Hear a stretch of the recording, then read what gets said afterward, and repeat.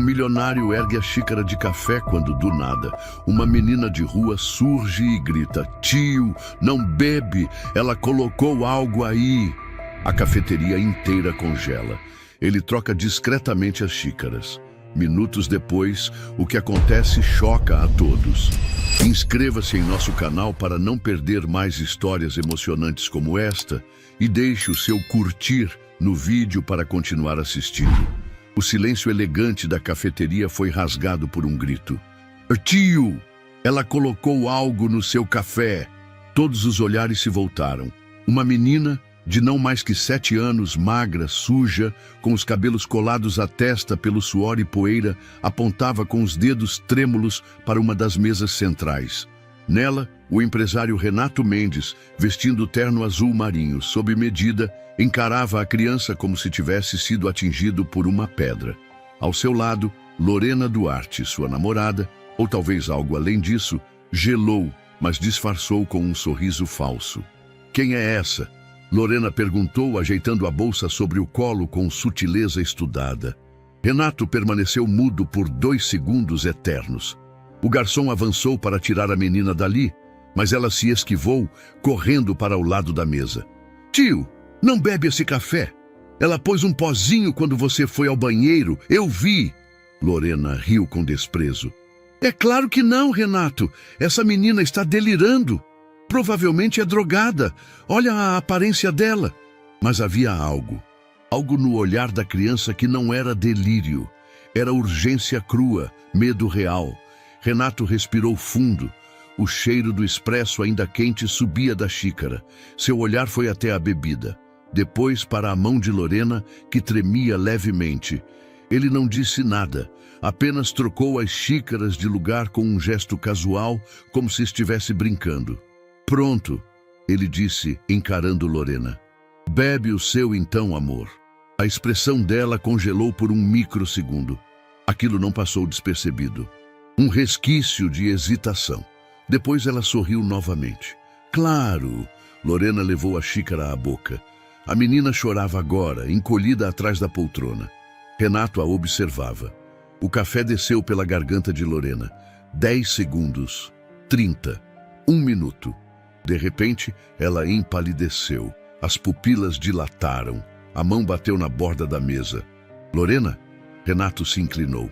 Ela abriu a boca sem conseguir emitir som. Engasgou. Caiu de lado com a cadeira, batendo a cabeça no chão. A espuma escura da bebida escorria pelo canto dos lábios. Alguém gritou. O garçom deixou cair uma bandeja. Um cliente chamou uma ambulância. Renato ajoelhou-se ao lado dela em choque. "Lorena!" Ela convulsionava. A menina de rua assistia a tudo, sem piscar. O caos se instalou. 30 minutos depois, a ambulância levou Lorena desacordada, respirando por aparelhos. A cafeteria, antes ponto de encontro de políticos, advogados e colunáveis, agora era uma cena de crime. Renato sentou-se sozinho no banco da recepção do hospital. A mesma pergunta girava na sua cabeça. E se for verdade? A voz da menina ecoava sem trégua. "Nome dela?" perguntou o delegado Walter Lopes, recém-chegado à sala de espera do hospital particular. "A menina. Não sei. Ela apareceu do nada, disse que viu algo." "E você trocou as xícaras?" Ele perguntou com o senho franzido. "Sim, sem pensar." "Por que acreditou nela?" Renato encarou o chão. "Porque ela não estava mentindo. Eu vi no rosto dela." O delegado suspirou. "Vamos precisar do celular da Lorena e seu depoimento oficial. Se isso foi o que parece ser, temos um caso sério nas mãos. Se não, bom, as consequências são grandes." Renato entregou o telefone. Ele havia mexido pouco, mas notou algo estranho. Uma conversa apagada com um número sem nome. Uma mensagem ainda estava ali. "Depois de hoje está feito. Amanhã o dinheiro entra." Um calafrio percorreu sua espinha. Enquanto isso, no outro lado da cidade, Aline, esse era o nome da menina, se esgueirava pelas ruelas estreitas do centro, evitando olhares. Nas mãos, ela ainda apertava o pequeno gravador digital escondido dentro de um ursinho rasgado. Nele, a conversa que ouvira estava salva. Ela não sabia o que fazer, só sabia de uma coisa: precisava sumir antes que eles a encontrassem. Ao retornar ao seu apartamento naquela noite, Renato trancou a porta com mais força do que o normal. Repassava tudo. A menina, o olhar de Lorena, a queda. Ligou a TV. Jornais já exibiam imagens de celular do momento do ataque. Comentários ferviam. Armação do próprio Renato, vingança de amante, golpe frustrado, e um novo título aparecia em letras maiúsculas na tela: Empresária desmaia após café suspeito em restaurante de luxo. Milionário envolvido. Renato não dormiu. Na manhã seguinte, Lorena ainda estava em coma. A substância no sangue dela era identificada como um pesticida de uso proibido. Em dose elevada, causava parada cardíaca. A polícia intensificava a investigação. O celular dela fora limpo remotamente após o desmaio, mas a mensagem que escapou já era suficiente para levantar suspeitas. E a menina? Sumida. Nenhuma câmera da cafeteria a havia registrado. O gerente jurava que o sistema de segurança estava fora do ar por manutenção. Renato, mais do que ninguém, sabia. Aquilo não tinha sido um ato isolado. Era um plano, e alguém, além de Lorena, estava por trás. Ele precisava encontrar Aline. Ela era a chave. Ela havia salvado sua vida, e talvez estivesse em perigo por isso. Renato observava a sala de UTI através do vidro espesso, como se pudesse decifrar um destino apenas pelo padrão das luzes. Lorena estava lá dentro, entubada, envolta por fios e monitores que pulsavam num ritmo mecânico e indiferente. O ar estava denso de hospital, desinfetante, angústia e a sensação de que o tempo não se move. Foi envenenamento, disse o médico baixo ao lado dele. Confirmamos com os exames iniciais. A substância é altamente tóxica, de ação rápida. Se ela tivesse ingerido mais, não teria resistido nem até a chegada da ambulância. Renato fechou os olhos por um segundo. A certeza lhe caiu como um soco no estômago. A menina dizia a verdade, e agora ele era o único adulto vivo naquela sala que sabia disso. A gente precisa conversar com você oficialmente, Sr. Mendes, disse novamente o delegado Walter Lopes, aproximando-se com 2 investigadores. É melhor nos acompanhar à delegacia. Eu já disse tudo, respondeu Renato cansado, entregando o celular de Lorena. É um protocolo, retrucou o delegado. E você sabe como funciona. Alguém precisa começar como suspeito. Por enquanto, é você. Na sala de interrogatório, o relógio de parede fazia um som quase debochado. Tic, tic, tic. Você a amava? Perguntou o investigador. Renato hesitou. Acreditava que sim. Estavam juntos há quanto tempo? Quase 1 ano, e nunca desconfiou de nada. Renato encarou o espelho na parede. Sabia que havia alguém atrás dele observando tudo. Não, respondeu seco. O investigador folheava anotações. Tem consciência de que todo o país vai saber disso em algumas horas, certo?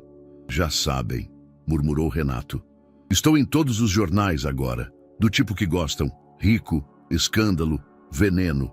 A porta se abriu e uma policial entrou com um pendrive. Perícia do celular da vítima. Foi apagado remotamente, mas conseguimos recuperar parte da conversa deletada. Ela disse, entregando ao delegado. Lopes conectou o dispositivo e abriu a transcrição. Está tudo pronto. Assim que ele tomar, a parte dele termina. Só quero minha liberdade depois disso. Confie. Ninguém vai suspeitar de você. Ele confia. Parece até que gosta mesmo. Renato sentiu o mundo girar levemente. Quem era esse número? Perguntou o delegado. Não faço ideia. Lorena tinha acesso aos seus bens? Tínhamos uma conta conjunta limitada. Nada comprometedor. Mas estávamos falando em casar. Ela insistia.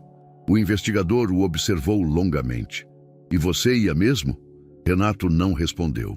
Na manhã seguinte, os jornais estamparam o rosto de Lorena em capas sensacionalistas. Namorada de milionário em coma após café envenenado.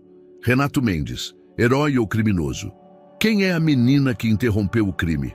A especulação foi brutal. Uns diziam que Renato havia armado tudo para se livrar da amante. Outros que Lorena fazia parte de um golpe. E havia quem achasse que tudo não passava de uma jogada de marketing macabra para divulgar uma nova empresa. A internet não precisava de provas, apenas de teorias. Renato ficou em casa, não atendia ligações, nem da irmã, nem dos advogados. Na varanda, encarava os prédios à frente com um copo de água na mão. Dormira 2 horas. Sonhara com o olhar da menina. Um olhar que carregava algo que ele não via havia muito tempo. Verdade crua. Mais tarde, a campainha tocou. Era Marina, sua assessora de imprensa. Você precisa reagir, ela disse, entrando sem ser convidada. A mídia está te comendo vivo. Se continuar em silêncio, vai ser julgado por omissão. Eles acham que você tem culpa no cartório. Eu quase morri, Marina. Eu sei.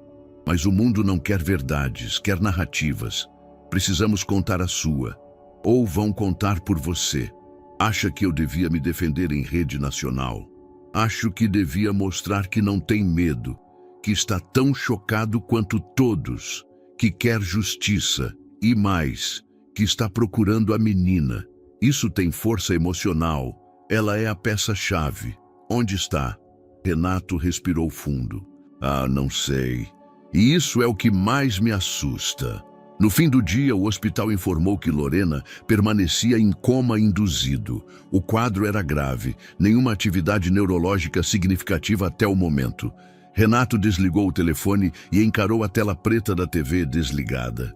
De repente, percebeu que todos à sua volta, a mídia, a polícia, até Marina, agiam como se ele soubesse mais do que dizia, como se houvesse algo oculto em seus gestos.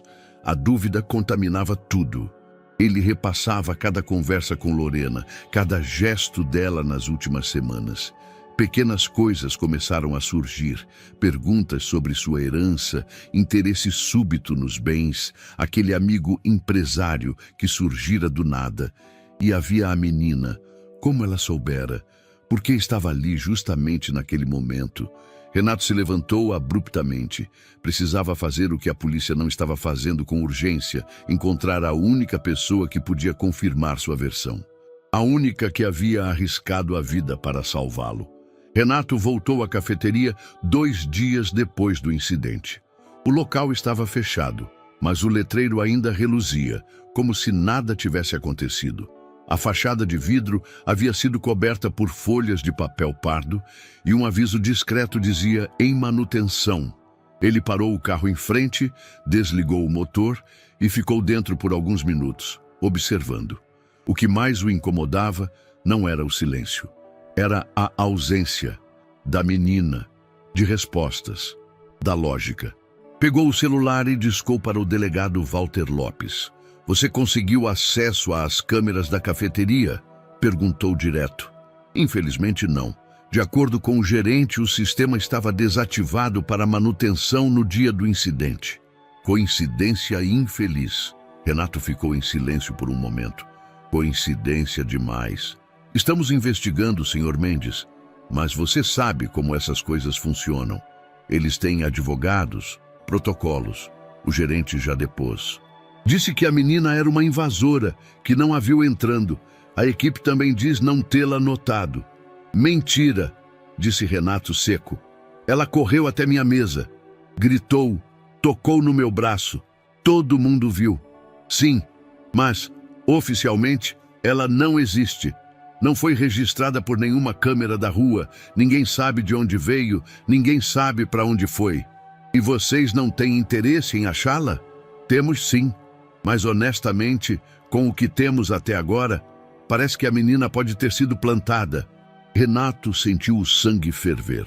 Plantada por mim. Eu não disse isso, mas a narrativa está girando por todos os lados. Por isso é melhor que você deixe a polícia seguir com calma. Se a menina aparecer, ótimo. Se não, bem, vamos trabalhar com o que temos. A ligação caiu no silêncio. Renato decidiu agir por conta própria. Contratou uma empresa de vigilância privada para tentar rastrear câmeras da vizinhança. Em 3 dias, reuniu imagens dos arredores. Lojas, estacionamentos, prédios comerciais, nada. A menina parecia ter evaporado. Nenhum rastro antes ou depois do episódio. Nenhuma filmagem dela entrando ou saindo do local. Como se fosse um espectro ou um alvo. A hipótese absurda começou a se formar em sua mente. E se alguém tivesse apagado as evidências? E se ela tivesse sido levada? Na noite do 4º dia, recebeu uma mensagem inesperada. Era de Bruno Cardoso, ex-gerente financeiro de uma das cafeterias do mesmo grupo, demitido meses antes. Vi o que aconteceu, precisamos conversar. Eu sei de algumas coisas, mas só pessoalmente. Renato marcou o encontro em um posto 24 horas na zona norte da cidade. Chegou antes e ficou observando. Bruno apareceu com o capuz levantado, a barba por fazer e um olhar paranoico. Achei que você nunca fosse responder, disse Bruno, olhando por cima do ombro. Estou ouvindo, respondeu Renato. Lorena era frequente ali, mas não era só cliente. Ela sempre pedia uma mesa específica, sempre a mesma, e ela conversava com um dos gerentes, mas fora do expediente, no estacionamento. Achei estranho. Você viu isso? Vi, e tentei avisar. Na época ninguém deu bola. Depois disso, começaram a me isolar. Acabei demitido por desvio de conduta, mas nunca provaram nada. Renato estreitou os olhos. Quem era esse gerente? Murilo. Mas ele saiu da cafeteria logo depois que você e Lorena começaram a frequentar o lugar juntos. Disse que recebeu proposta melhor, mas ninguém sabe onde foi parar. E a menina? Você chegou a ver? Bruno balançou a cabeça. Só na TV. Mas tem outra coisa. Um segurança que ainda trabalha lá me ligou depois do incidente. Disse que no dia anterior ao envenenamento teve uma reunião estranha entre 3 pessoas no salão fechado. Não tinham reserva. Ficaram lá por quase 1 hora. Não foram clientes. Quem eram? Ele não sabe, mas disse que uma delas parecia nervosa. Usava uma camisa azul e não tirava os óculos escuros. Renato sentiu a garganta secar.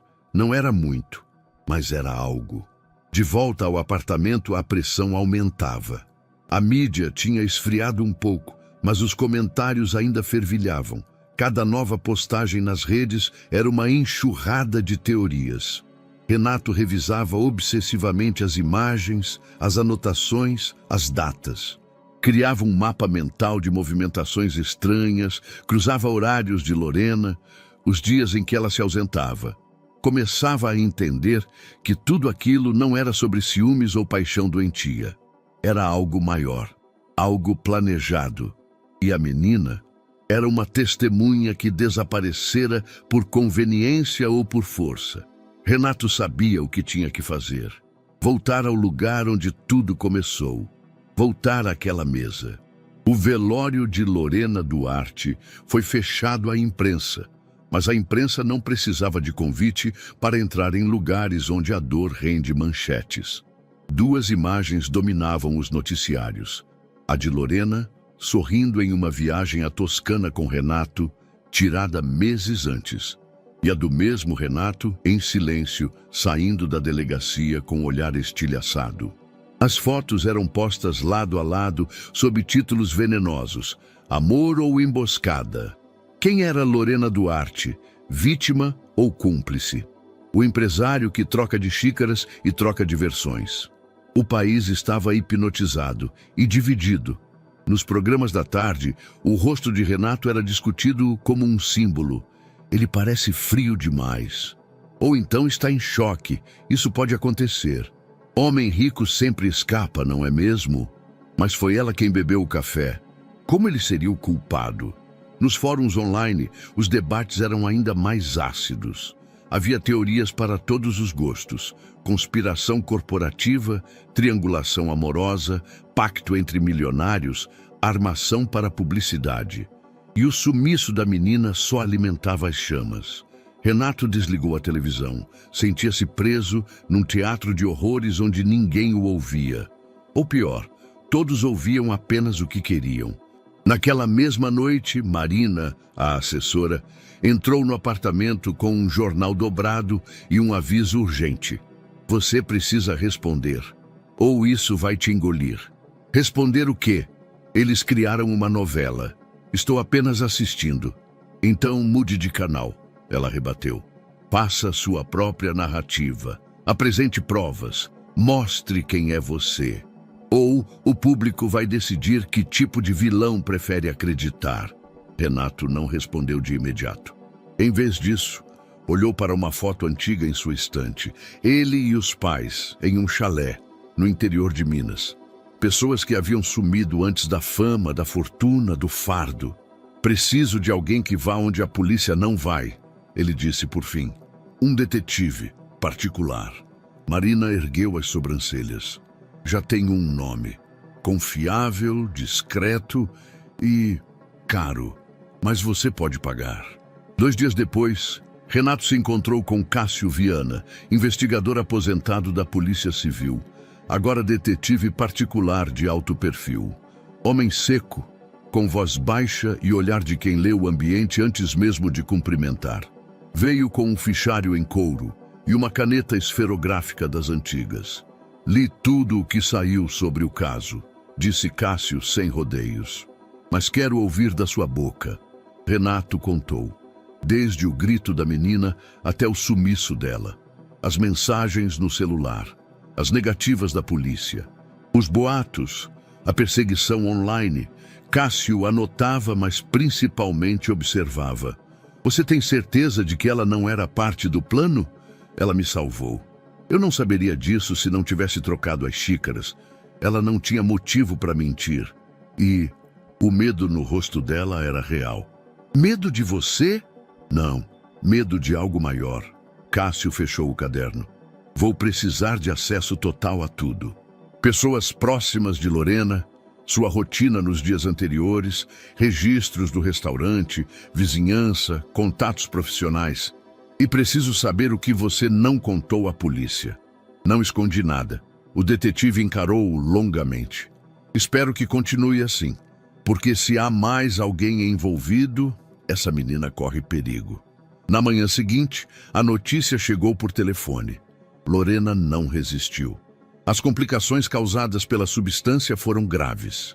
Segundo os médicos, seu corpo não conseguiu superar os danos. Era o fim. A linha ficou muda depois do anúncio. Renato ficou ali, sentado na beira da cama, encarando o chão. Era definitivo. Ela se foi. E com ela, a única testemunha adulta do que havia sido planejado. O que quer que existisse por trás daquele café agora repousava em silêncio absoluto. O linchamento digital ganhou novo fôlego. As hashtags explodiram. Hashtag Justiça por Lorena. Hashtag Renato Assassino. Hashtag Onde está a menina? A pressão era quase física. Paparazzi se amontoavam na portaria do prédio. Colegas se afastaram. Um cliente rompeu o contrato. Na televisão, um comentarista dizia: o silêncio de Renato é ensurdecedor. E convenhamos, ou ele foi vítima de uma conspiração, ou era o mandante e agora finge ser salvo por uma criança que ninguém mais viu. Renato desligou a TV. Do outro lado da cidade, Cássio começava seu trabalho. Falou com ex-colegas de Lorena. Visitou os arredores da cafeteria, conversou com moradores de rua que dormiam perto do local. Pegou descrições da menina, mostrou um retrato falado baseado no relato de Renato. Ninguém a conhecia, mas um dos flanelinhas lembrou de algo. Viu uma garotinha correndo naquela noite, entrou num beco atrás da Igreja da Consolação. Estava assustada, chorando. Depois sumiu. Cássio anotou. Era pouco, mas era começo. Naquela noite, Renato sentou-se no escritório e escreveu as 3 palavras que ecoavam em sua mente há dias. Ela me salvou. A Igreja da Consolação não era um lugar de respostas, mas sim de silêncios acolhidos. Pelo menos era isso que o padre Estevão dizia aos fiéis que, aos domingos, se ajoelhavam pedindo milagres e alívio.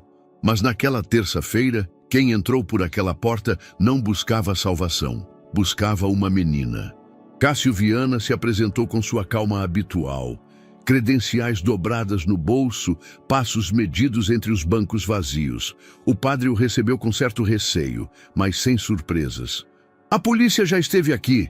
2 detetives. Um deles quase gritou comigo quando eu disse que não sabia nada. Não sou da polícia, padre. Trabalho com o senhor Renato Mendes, disse Cássio direto. Estamos procurando uma menina que pode estar em perigo. Ela esteve por aqui? O padre respirou fundo. Já vieram com essa pergunta. E eu repito. Sim, uma menina passou por aqui há alguns dias. Tinha o olhar mais assustado que já vi numa criança. Chegou suada, tremendo, pediu água e se encolheu no banco dos fundos. Dormiu ali por umas horas. E quando acordou, me disse apenas: eles viram meu rosto. Ela disse isso mesmo? Exatamente essas palavras. Cássio anotava. Tentei conversar mais, mas ela se calava. Dei comida, um cobertor. Na manhã seguinte, sumiu, mas deixou algo. O padre caminhou até uma pequena sala ao lado do altar. Voltou com uma folha dobrada, rabiscada com lápis de cor. Era um desenho infantil, mas o conteúdo era perturbador. 2 adultos estilizados como bonecos com olhos vazios estavam de frente para uma mesa. Sobre ela, uma xícara com um símbolo marcado com insistência. Uma caveira preta, desenhada com traços múltiplos. Ao fundo, um rosto pequeno, com os olhos arregalados, espiava por uma porta entreaberta. Foi ela quem desenhou isso, disse o padre. Deixou no banco onde dormiu. Cássio segurou o papel como se fosse uma pista arqueológica. Não era uma prova jurídica, era algo mais poderoso, um testemunho emocional. Uma criança havia visto algo e, sem saber como expressar, desenhou o terror. O senhor tem ideia de onde ela possa ter ido? Não, mas ela conhecia os arredores. Fugiu por instinto, como se já tivesse feito isso outras vezes. É o que me parte o coração. Ela sabia exatamente como desaparecer. Cássio entregou um cartão ao padre e prometeu manter contato. Ao sair, olhou uma última vez para o altar iluminado pela luz tênue da manhã. A fé ali era palpável, mas naquele momento ele precisava de fatos. Horas depois, Cássio entregou o desenho a Renato, que o recebeu com um aperto no peito. É ela, murmurou. O traço é infantil, mas o que está aqui é exatamente o que aconteceu. Ele apontou o copo, a caveira. E os 2 adultos? Ela viu quem estava com Lorena. Provavelmente o cúmplice, só que não sabe nomes, só rostos. Isso aqui é a memória dela, disse Cássio. Mas o mais estranho é isso aqui. Apontou para o canto inferior do papel. Um detalhe quase imperceptível. Algo que parecia ser uma placa de carro, ou talvez um número escrito de cabeça para baixo. Renato virou o papel, olhou com atenção. Os números formavam algo como 8 e 27. Uma data? Talvez. Ou um endereço. Um número de sala, um horário. A mente infantil tem seus códigos, respondeu o detetive.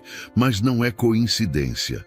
Renato passou os dedos sobre o papel como quem toca uma fotografia antiga. Ela está escondida, porque sabe que está sendo caçada, concluiu. Isso muda tudo. Naquela noite, Renato voltou à igreja com Cássio. O padre os recebeu de novo, hesitante. Por que voltou? Eu precisava ver o lugar onde ela esteve, entender o caminho que fez até aqui. O padre os conduziu ao banco do fundo, onde a menina dormira. Embaixo do assento ainda havia um cobertor dobrado. Renato o pegou. Estava sujo, com cheiro de poeira e rua, mas havia algo ali. Um fio de cabelo preso na costura, talvez uma memória residual. Ele segurou o tecido como quem segura um último laço. Cássio examinava as saídas laterais da igreja. Havia uma porta de metal que levava a um beco nos fundos, o mesmo descrito pelo Flanelinha. Ele a abriu. O beco estava deserto. A luz da rua mal tocava suas paredes. Foi por aqui que ela fugiu, disse o detetive. Rápida, silenciosa. Provavelmente entrou em alguma construção abandonada.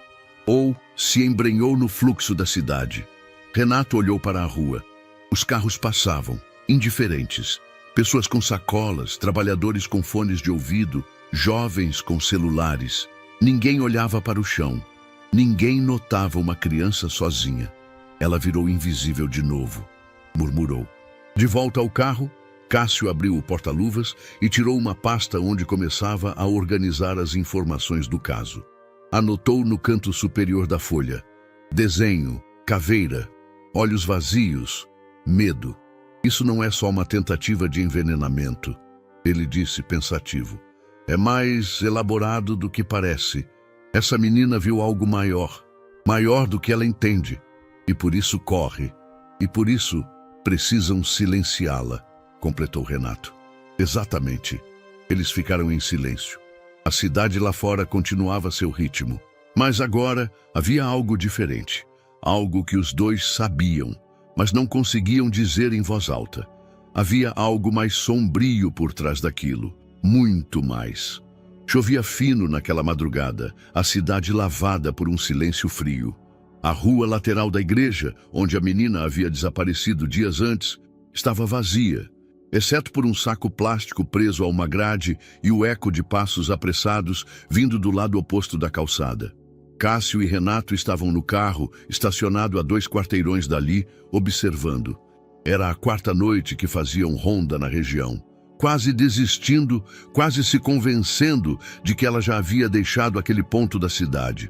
Mas então, entre as sombras, viram. Ela surgiu do beco.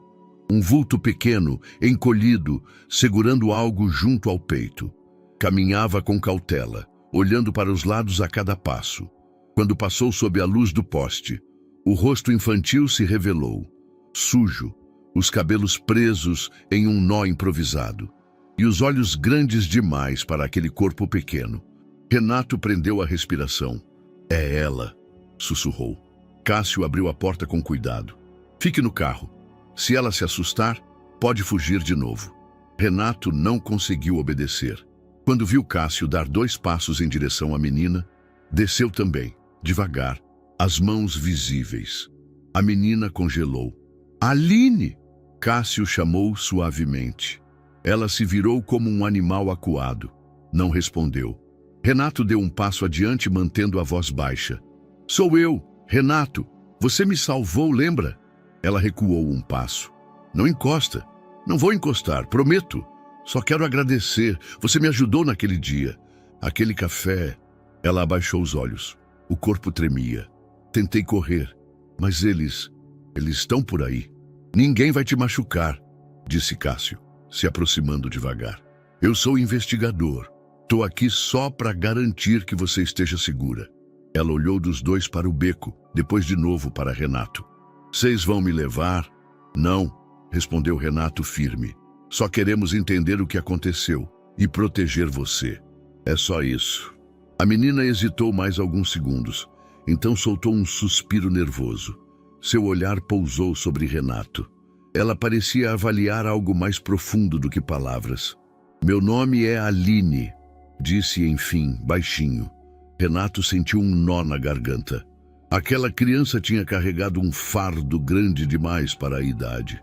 E agora estava ali, de pé, ainda resistindo. Aline, você viu o que aconteceu naquela cafeteria? Ela assentiu com a cabeça. Vi. Escutei também. Eu estava ali do lado. Fiquei escondida. Tinha um homem com ela, camisa azul. Eles estavam falando baixo. Ela disse que o veneno ia ser rápido, que ninguém ia suspeitar. Você escutou tudo isso? Perguntou Cássio. Aline assentiu de novo. Gravei, num celular velho. Achei num lixo um tempo atrás, consegui carregar ele num boteco. Tava comigo aquele dia. Tá escondido. Renato não conseguia acreditar. Você ainda tem isso? Tenho, mas tá num lugar que só eu sei. Ela olhava para os lados com medo. Ah, eles estão procurando. Eu vi um deles me seguindo no outro dia. Tava com um boné, mas eu reconheci. Aline, você pode mostrar pra gente onde tá esse celular? Perguntou Cássio com voz serena. Ela olhou para Renato. Só se ele for junto. Ele parece de verdade. Renato se aproximou-te um pouco mais. Eu vou com você. Te dou minha palavra. Ninguém vai te fazer mal. Ela olhou nos olhos dele por alguns segundos. Finalmente assentiu. Mas tem que ser agora, porque se eles acharem antes... Ela não terminou a frase. Renato fez sinal para Cássio, que discretamente se posicionou ao lado, mantendo o olhar atento aos arredores. Seguiram Aline por quase 15 minutos, descendo por escadarias, passando por ruas estreitas e cortando uma praça deserta. Até que ela parou diante de um prédio abandonado, antigo e coberto de pichações.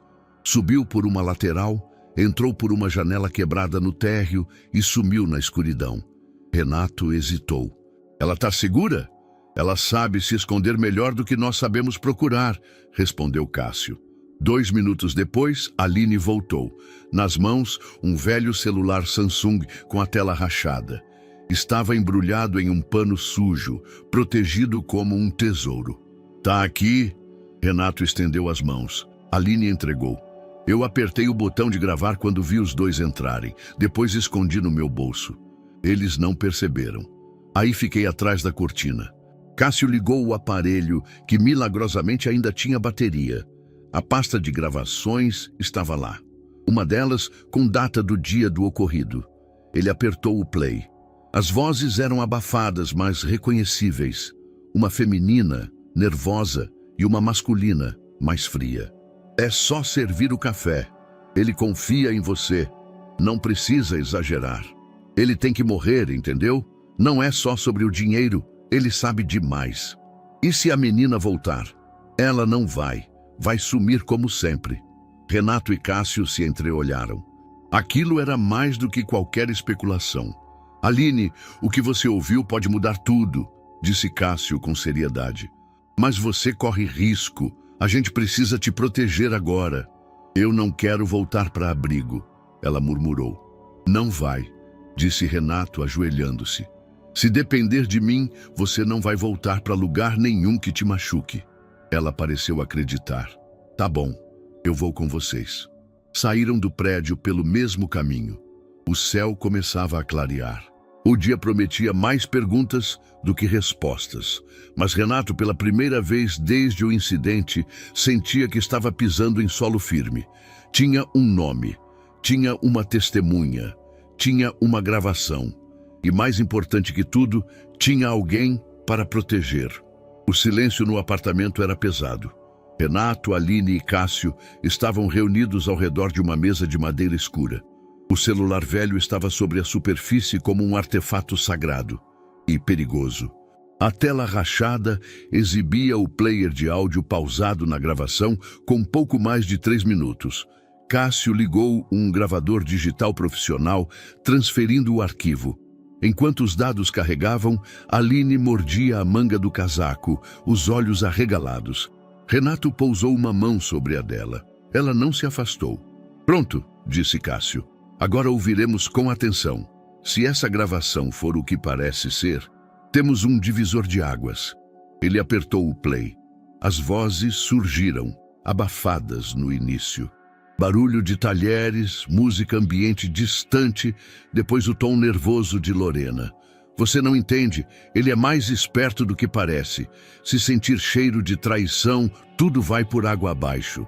A resposta masculina era calma, quase entediada.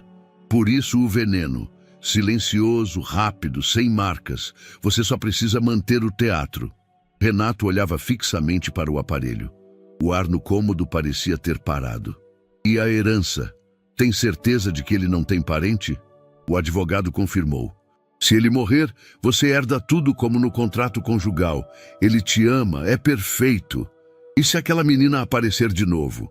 Já lidamos com piores, ela não é problema. Aliás, já fizemos isso antes. Silêncio. Outros casos? 3. Todos perfeitos, sem rastros. Só você ainda está nessa fase de hesitar. O áudio continuava com ruídos e um riso abafado. A gravação terminava com um som de copo sendo colocado na mesa. Quando cessou, o silêncio na sala foi absoluto. Aline olhava para o chão, encolhida. Renato estava imóvel. Isso é mais do que suficiente para reabrirmos tudo, disse Cássio, e para colocar a polícia em movimento. Eles vão acreditar? Perguntou Renato. Ou vão dizer que é montado? Eles não vão ter escolha, respondeu o detetive. E se recusarem, a mídia vai fazer o trabalho por eles. Renato assentiu, com os olhos fixos no nada. Vamos entregar.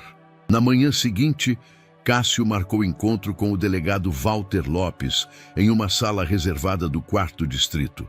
Chegaram discretos, com Aline sob proteção e um advogado particular acompanhando. Lopes ouviu a gravação com cara fechada. Não fez perguntas imediatas. Repetiu o áudio 3 vezes, depois removeu os óculos e esfregou os olhos. Isso muda tudo, eu disse, respondeu Renato. Mas ainda assim, o conteúdo precisa ser autenticado. Precisamos saber se essa gravação não foi editada. Vamos enviar a perícia. Isso pode levar alguns dias. Renato se inclinou na cadeira. Ela corre risco. Essa criança está marcada. Você entende isso? Entendo. E a partir de agora, ela estará sob custódia protegida. Aline, ao lado do advogado, apenas assentiu. Estava exausta. Mas havia em seu olhar algo que não se via antes. Firmeza. E outra coisa, disse Cássio. Aquilo que eles chamam de outros casos precisa ser reaberto. A rede é maior. E vocês sabem disso. Lopes não respondeu.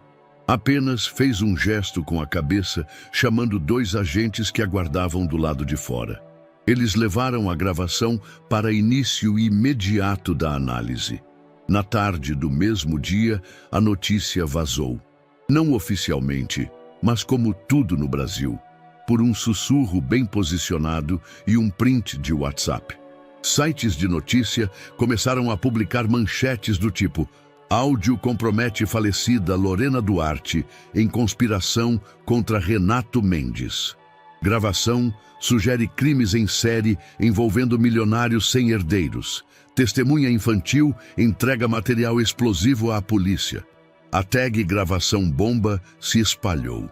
O país, antes dividido, começou a virar a maré.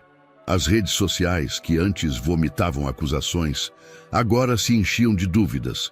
Hashtag, será que ele dizia a verdade? Hashtag, a menina viu tudo. Hashtag, justiça para Aline. Alguns dos mesmos programas sensacionalistas que condenaram Renato começaram a suavizar o tom. Comentavam com cuidado, repetindo trechos da gravação com especialistas em leitura labial e criminologia criminal. Se esse áudio for autêntico, estamos diante de um caso muito maior do que se pensava, disse um dos analistas em rede nacional. Enquanto isso, Aline permaneceu protegida em um endereço sigiloso com a presença constante de uma agente de confiança de Cássio. Não reclamava, mas perguntava por Renato, todos os dias. Renato, por sua vez, enfrentava a imprensa de cabeça erguida pela primeira vez. Sim, estou aliviado por estarmos chegando perto da verdade, disse a um repórter na entrada de um hotel. Mas o que mais me importa agora é que essa menina esteja segura. Ela me salvou. Agora é minha vez de protegê-la. A frase rodou o país. Um recorte da entrevista viralizou nas redes com fundo musical emocional e legendas coloridas. O homem acusado agora era chamado de Renato, o sobrevivente, mas no fundo ele sabia que sobreviver era só o começo. Havia muito mais a descobrir e muito mais a enfrentar. O som do scanner preenchia a sala como uma respiração constante. As folhas passavam uma a uma, revelando nomes, datas, anotações codificadas. A pasta havia sido encontrada na antiga cafeteria, num compartimento falso na parede do escritório administrativo, onde antes funcionava uma salinha de estoque. Cássio, com luvas, retirava os documentos com o cuidado de um cirurgião. Renato observava em silêncio, tenso. O cheiro de papel velho e mofo se misturava com o cheiro novo da verdade chegando. Aqui está, murmurou Cássio, estendendo uma folha com 4 nomes grifados em vermelho. Renato pegou o papel. O primeiro nome era familiar, o segundo também. O terceiro, ele precisou pensar. O quarto gelou seu sangue. Todos esses morreram. Exato. E de formas parecidas. 2 em restaurantes, 1 em casa e 1 em um retiro de luxo. Nenhuma conexão aparente entre eles. Até agora. E todos sem herdeiros? Cássio assentiu. Todos ricos. Todos com patrimônios vultosos. E todos, por coincidência, em processo de relacionamento com mulheres mais jovens, desconhecidas do círculo íntimo. Renato passou a mão pelo rosto. Isso é maior do que a gente imaginava. E a lista continua. Tem pelo menos 7 nomes aqui. 3 ainda vivos. A polícia precisa saber disso. Não a civil, a federal. Cássio já havia previsto isso e já havia feito o movimento. Aquilo agora envolvia múltiplos estados, possíveis crimes financeiros e uma rede organizada. O contato com a Superintendência Regional da Polícia Federal já havia sido iniciado por um promotor amigo de longa data. Na tarde daquele mesmo dia, os 2 foram chamados a prestar novos depoimentos. Aline foi mantida em local seguro, mas também seria ouvida por uma equipe especializada da PF. Renato, ao sentar na frente dos federais, sentiu que finalmente estava diante de quem podia agir com o peso necessário. Senhor Mendes, recebemos as evidências, disse o delegado da PF, uma mulher de fala firme chamada Fabiana Rios. Há indícios sérios de uma associação criminosa com alcance interestadual. Isso nos autoriza a abrir um inquérito federal. Ela espalhou os documentos sobre a mesa. Essa lista, combinada com a gravação entregue anteriormente, indica um padrão letal. Esses nomes não são apenas vítimas, são alvos. E Aline pode ter testemunhado mais do que imagina. Ela é uma criança, disse Renato. Não quero que a pressionem. Compreendo, por isso chamamos uma psicóloga forense. Tudo será feito com cuidado. Fabiana olhou para ele. Mas precisamos dela, porque essa organização já matou antes. E se ela sabe mais, está em risco. Vocês também. Do outro lado da cidade, Aline, sentada em uma sala colorida e acolhedora, falava com uma psicóloga de voz doce, mas olhos treinados. Você lembra do nome de algum deles? Perguntou ela, com um desenho nas mãos. Aline balançou a cabeça. Não sei o nome do homem, mas lembro que ela chamava ele de doutor, e ele chamava ela de Flora. Flora era o nome real da Lorena? Não, era tipo um apelido, como um código. A psicóloga anotou. Depois, lhe entregou um papel e pediu para Aline desenhar o que lembrava. Ela desenhou algo que já havia feito antes. 2 figuras humanas e uma xícara com uma caveira. Mas, desta vez, acrescentou um símbolo diferente. Uma borboleta preta num canto da parede, como se estivesse presa. Tinha isso na parede da sala. Era um quadro. Na base do desenho, uma frase. Clube do Eclipse. As investigadoras da PF anotaram. Nunca tinham ouvido esse nome. Mas sabiam o que ele podia significar. Uma camada oculta, uma fachada. Renato foi informado do detalhe horas depois. Clube do Eclipse? Repetiu. Nunca ouvi falar. Pode ser qualquer coisa, respondeu Cássio. Um nome de fachada, uma referência interna, uma senha. Mas se a menina viu isso, pode estar conectada ao local onde os encontros aconteciam. E ela lembra disso? A memória dela é fragmentada, mas real. Está tudo ali. Só precisa de tempo e cuidado para emergir. Fabiana Rios os convocou novamente no dia seguinte. Havia movimentação em várias cidades ao mesmo tempo. Equipes da PF cruzavam registros de mortes, registros de empresas de fachada, transferências suspeitas. Começava a desenhar-se uma teia que ia muito além de Lorena. Estamos investigando uma estrutura de execução silenciosa de milionários isolados, disse Fabiana.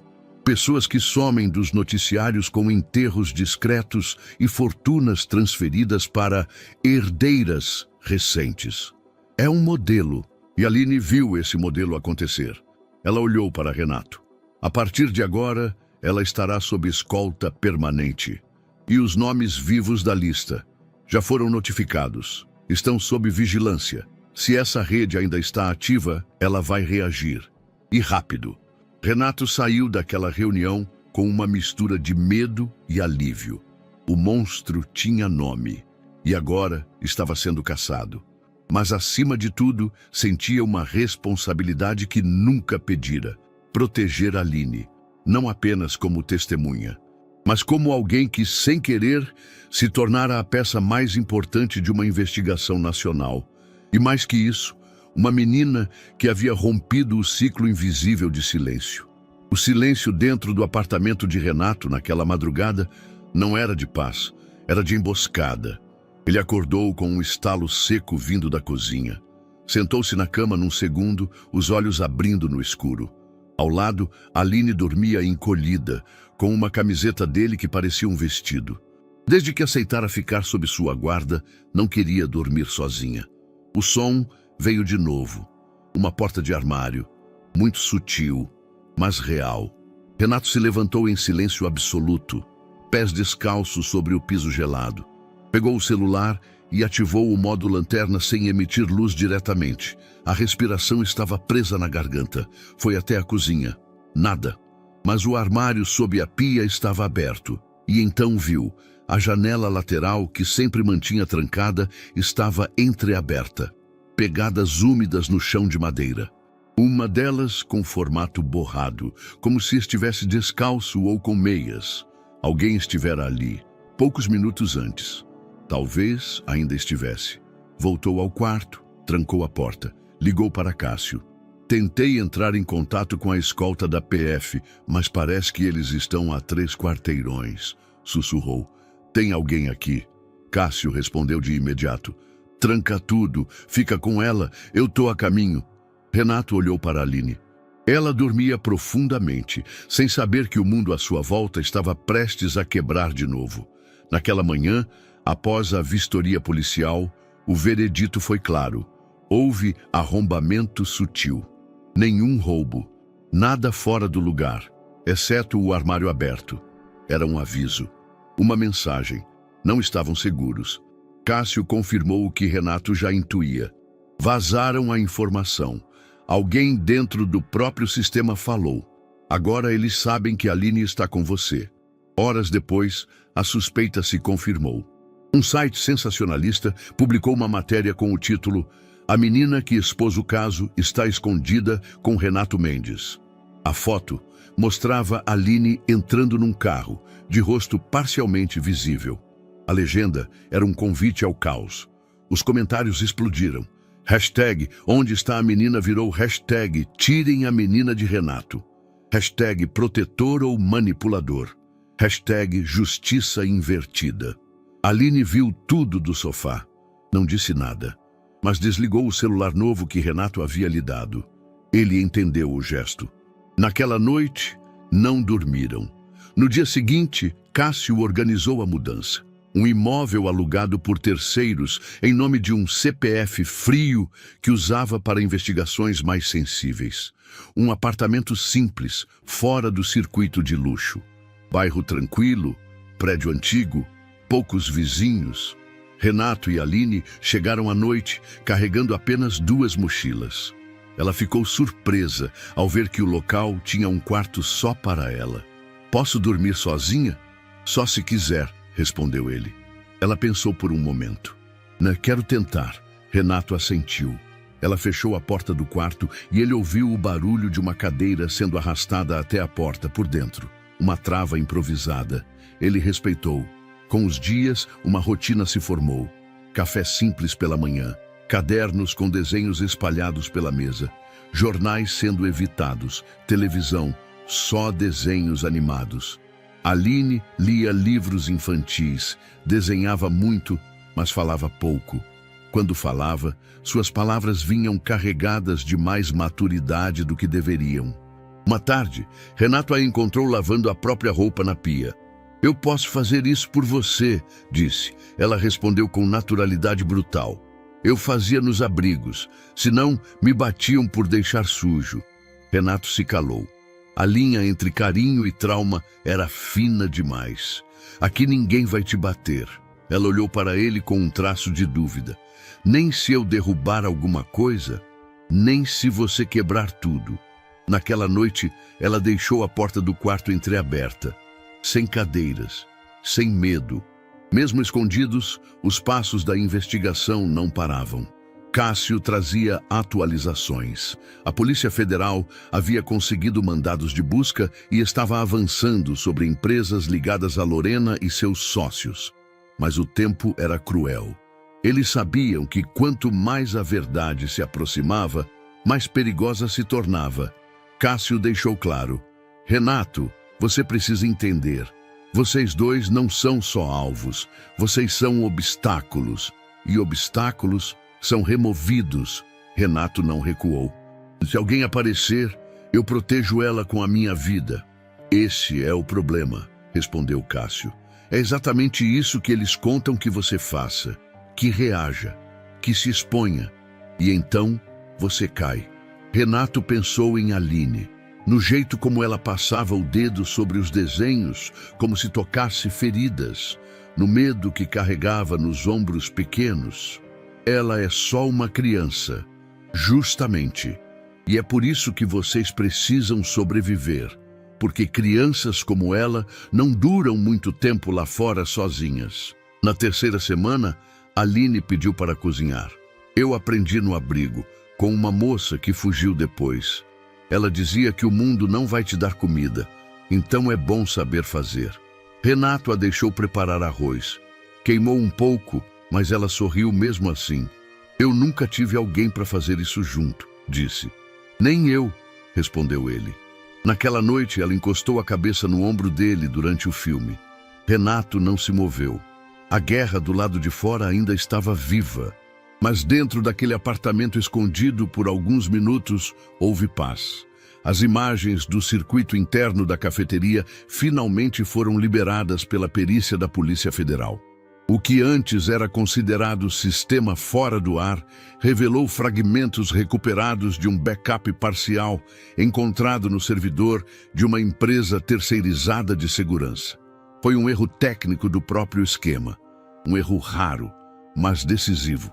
Em uma das imagens, uma figura parcialmente captada em uma gravação de 2 dias antes do envenenamento chamava a atenção.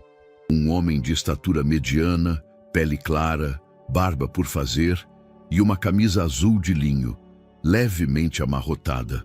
Ele aparece por 7 segundos, entrando pela porta dos fundos e sumindo em seguida. Renato, Cássio e a delegada Fabiana Rios assistiam juntos à filmagem. O vídeo foi pausado. É ele, disse Renato. Essa camisa, Aline falou disso. É ele. Fabiana assentiu. E logo em seguida uma equipe de reconhecimento facial da PF cruzou a imagem com bancos de dados civis e criminais. O resultado apareceu na tela. Nome: Edgar Brandão. Idade: 43 anos. Profissão: gerente operacional, Grupo Café Burle. Registro de antecedentes: estelionato, 2008. Obstrução de justiça, 2014. Arquivados por falta de provas. Gerente da própria rede de cafeterias onde aconteceu o envenenamento, disse Fabiana. É o elo que faltava. E por que ninguém falou dele até agora? Questionou Renato. Porque ele sumiu, respondeu Cássio. E não foi por acaso. A busca por Edgar começou imediatamente, mas o apartamento onde ele morava havia sido deixado às pressas. A fechadura estava intacta, mas não havia sinal de presença recente. Nem roupas, nem dispositivos eletrônicos.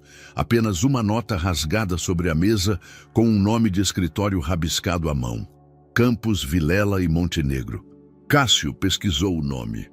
Era um escritório de advocacia conhecido nos bastidores por defender empresários suspeitos em operações fiscais sigilosas, gente graúda, com bons contatos em Brasília e nos tribunais regionais.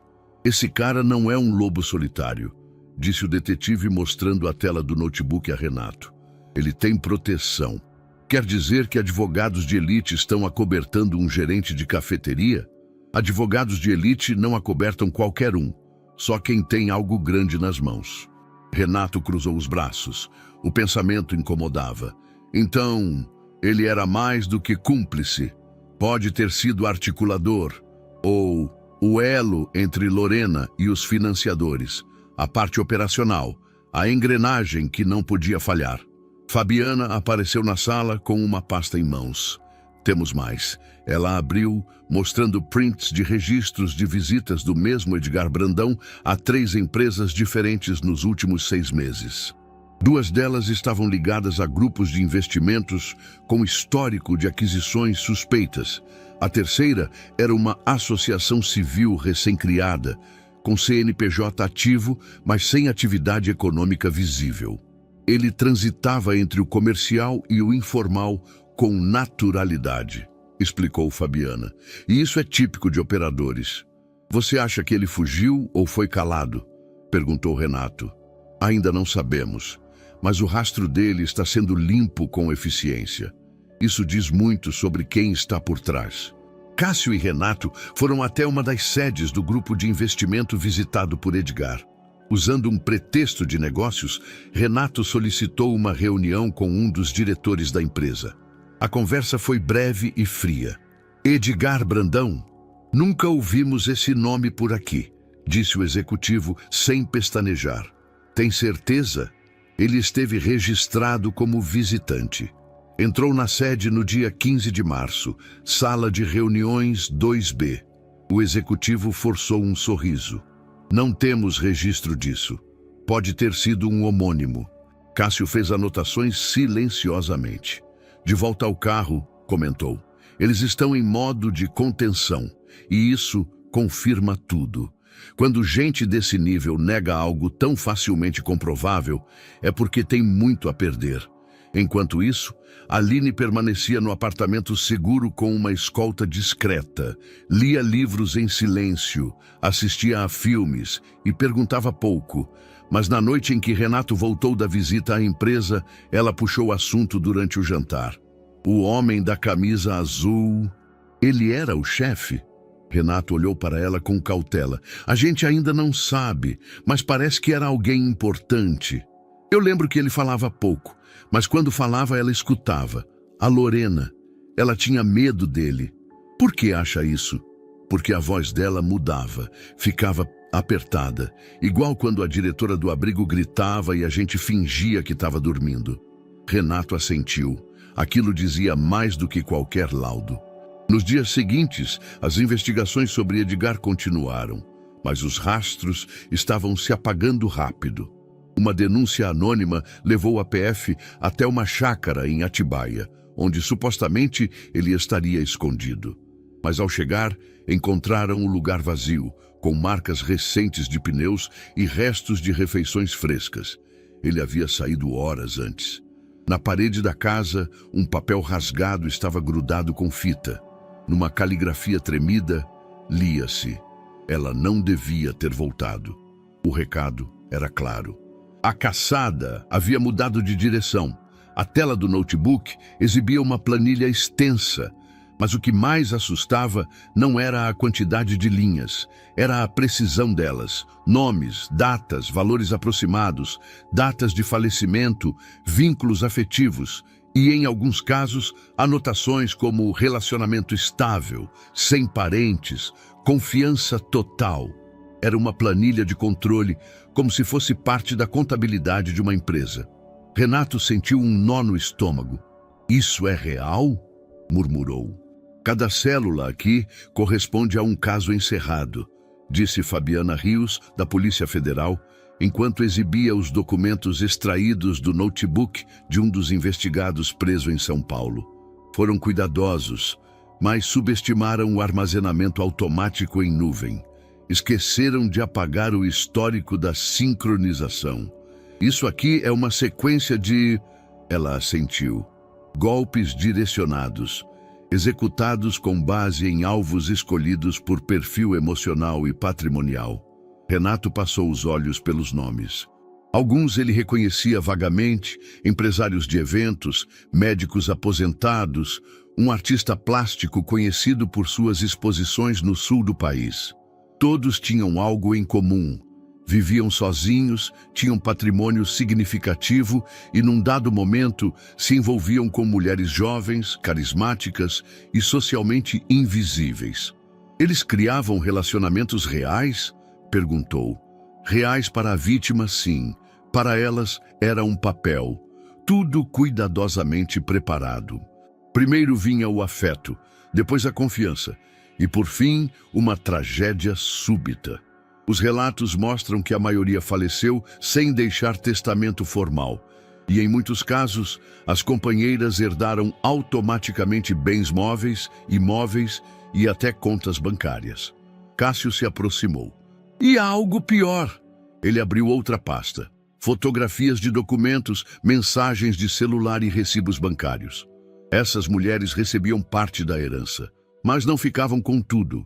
A maior fatia era repassada a intermediários, pessoas jurídicas sem registro formal, ONGs fantasmas, contas de fachada.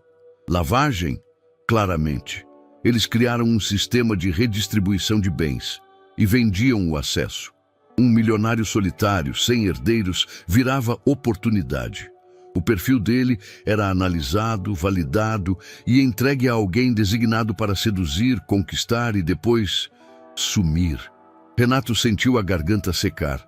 Era mais do que uma quadrilha. Era uma empresa da enganação. Isso é monstruoso, sussurrou. É metódico, corrigiu Fabiana, e provavelmente ainda está em operação. Mesmo após a prisão de alguns integrantes, há nomes que não conseguimos rastrear. E mais, há possíveis vítimas futuras que ainda nem sabem que estão sendo observadas. Renato desviou os olhos da tela. A frieza daquilo tudo era mais chocante do que qualquer ameaça. E Aline? Ela testemunhou isso? Perguntou. Até onde sabemos, não diretamente, disse Cássio. Mas ela ouviu o plano em andamento e, ao interferir, desorganizou o processo. Ela quebrou a sequência. É por isso que virou alvo. Fabiana complementou. O que ela fez, salvar você, impediu que uma operação inteira fosse concluída. Isso mexeu com muita gente. Enquanto isso, Aline desenhava na sala ao lado. Um papel repleto de rabiscos coloridos, figuras humanas pequenas ao lado de grandes edifícios, uma borboleta solitária no canto inferior. Quando Renato entrou, ela levantou os olhos, percebendo algo no rosto dele. É ruim? Perguntou direta como sempre. Renato se sentou ao lado dela. É difícil de entender, mas você fez a coisa certa. Mesmo quando todo mundo te ignorava, você viu o que era de verdade. Ela não respondeu, apenas voltou ao desenho. Eu só fiz porque ele ia morrer. Eu vi nos olhos dela. Ela não queria mais esperar. Renato ficou em silêncio por alguns segundos. E você? Eu não queria morrer também. Essas palavras ficaram flutuando no ar. À noite, Cássio voltou com novidades. A planilha apontava nomes de possíveis herdeiros que hoje tinham empresas recém-formadas ou projetos sociais registrados após a perda de seus companheiros. Estamos tentando descobrir se essas viúvas sabiam do esquema completo ou se só foram usadas. Algumas podem ter se arrependido? Perguntou Renato. Talvez, mas quem tenta sair de uma estrutura como essa raramente consegue. É por isso que ninguém fala. Todos têm medo. Renato refletiu em silêncio. Aquilo era um ecossistema, não um crime isolado. E se vocês conseguirem parar isso? Vamos precisar de tempo e de provas sólidas. Mas a sua história e a gravação da Aline deram o gatilho. A verdade está ganhando espaço. Cássio fez uma pausa, depois olhou diretamente para Renato. Mas quanto mais perto chegarmos, mais perigoso vai ficar. Renato assentiu. Já não havia mais volta. E, de algum modo, ele sentia que o pior ainda não tinha começado. O celular de Renato vibrou pela terceira vez naquela manhã. Número oculto. Ele já sabia que era mais do mesmo, mas atendeu, impulsivo, esperando que talvez fosse um erro. Não era. A voz era distorcida, metálica, quase programada. Você está cavando a própria cova. Se não quer que a menina desapareça como tantos outros, feche a boca. Renato não respondeu. A ligação caiu logo em seguida. O silêncio que ficou depois era mais alto do que o próprio aviso. Ele não contou a Aline.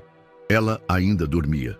Na noite anterior, tinham assistido a um filme com pipoca e riso tímido. Ele se lembrava da forma como ela encostou o braço no dele no meio da cena final, como se estivesse começando a se permitir confiar. E agora isso. Naquela tarde, enquanto Renato fazia compras básicas no mercado do bairro, sempre com boné e óculos escuros, Aline ficou com a agente de escolta no apartamento. O que parecia uma tarde comum virou um pesadelo rápido. Pouco depois do almoço, Aline começou a reclamar de dor de estômago.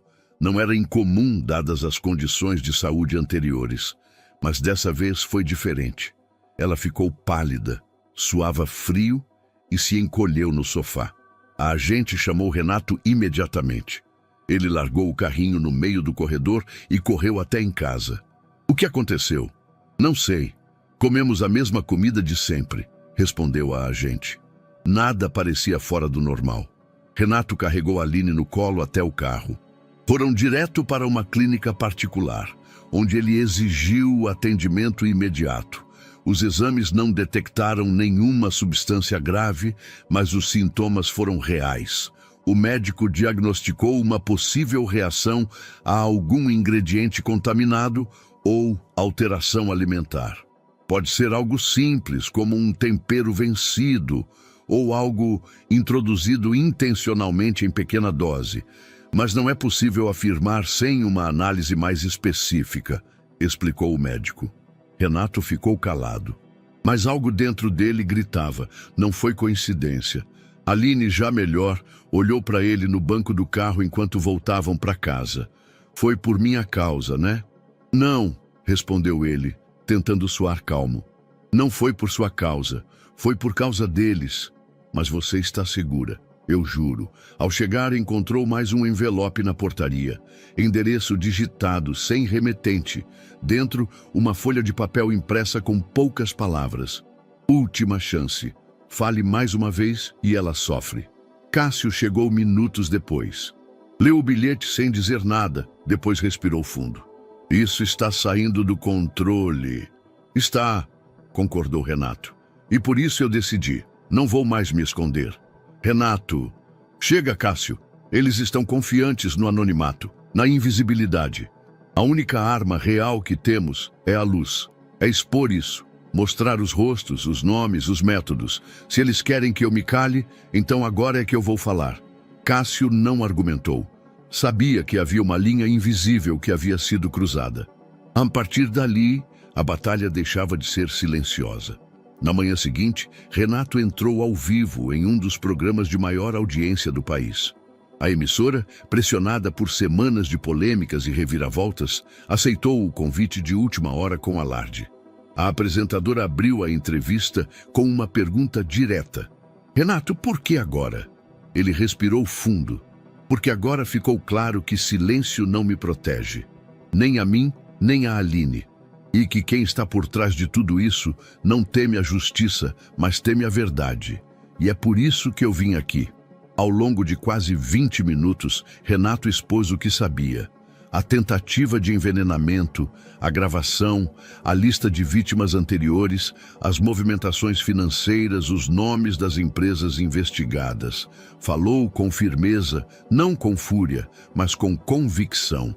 Tudo foi meticulosamente planejado, e por pouco eu não fui mais um nome numa planilha. Só não fui porque uma criança invisível para o resto do mundo decidiu agir. E é por ela que eu estou aqui. As redes sociais explodiram. A tag Renato Fala a Verdade ficou entre os assuntos mais comentados em menos de uma hora. A entrevista foi republicada, recortada, remixada. Páginas de denúncia, jornalistas independentes, influenciadores e até celebridades começaram a se posicionar. Muitos ainda desconfiavam, mas agora a dúvida estava dividida. E a dúvida, naquela guerra, já era uma vitória. Renato saiu do estúdio direto para um carro blindado. Aline o esperava em casa, com o olhar fixo na TV. Você disse meu nome. Você é a razão de tudo isso. Ela abaixou os olhos.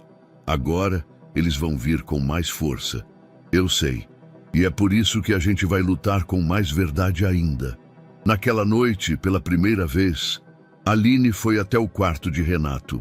Posso dormir aqui hoje? Claro. Ela se deitou no colchão extra ao lado da cama dele, enrolada num cobertor que cheirava a lavanda. Não pediu história, nem música, nem luz acesa. Só dormiu. E Renato, apesar de tudo, sentiu que estava exatamente onde deveria estar. A entrevista de Renato caiu como uma bomba na opinião pública. Em questão de horas, os vídeos recortados da transmissão já circulavam em todos os aplicativos de mensagens e redes sociais. Pessoas compartilhavam com comentários indignados, emocionados ou simplesmente perplexos. A hashtag Renato Fala a Verdade disparou entre os assuntos mais comentados do país. No Twitter, influenciadores com milhões de seguidores escreviam threads detalhando cada ponto da fala de Renato. Jornais, portais de notícias e programas de televisão reprisavam trechos do depoimento. O rosto dele e o de Aline estavam em todos os cantos. Ainda que discretamente preservado pela equipe jurídica em algumas versões, a imagem da menina começava a comover o país. O que antes era tratado como um caso de possível crime passional ganhava de forma irreversível contornos de escândalo nacional. Renato, em casa, assistia tudo em silêncio. Aline, sentada no tapete com lápis de cor na mão, desenhava borboletas. Cássio caminhava de um lado para o outro, celular colado no ouvido. Já temos 5 novas famílias procurando a polícia, disse ele. Todas com histórias parecidas, relacionamentos rápidos, heranças mal resolvidas, parceiras que sumiram do mapa. 2 das mulheres foram dadas como viajando ao exterior após as mortes. Os nomes batem com o banco da planilha. Renato esfregou o rosto com força. Isso não é uma quadrilha qualquer. Isso é um sistema, um modelo replicado em várias cidades.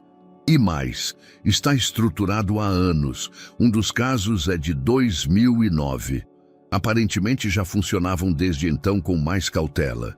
Agora ficaram mais ousados. Aline levantou os olhos do desenho. Eles sempre foram assim. Assim como? Perguntou Renato, com cara boa por fora, mas com veneno por dentro. Renato ficou em silêncio.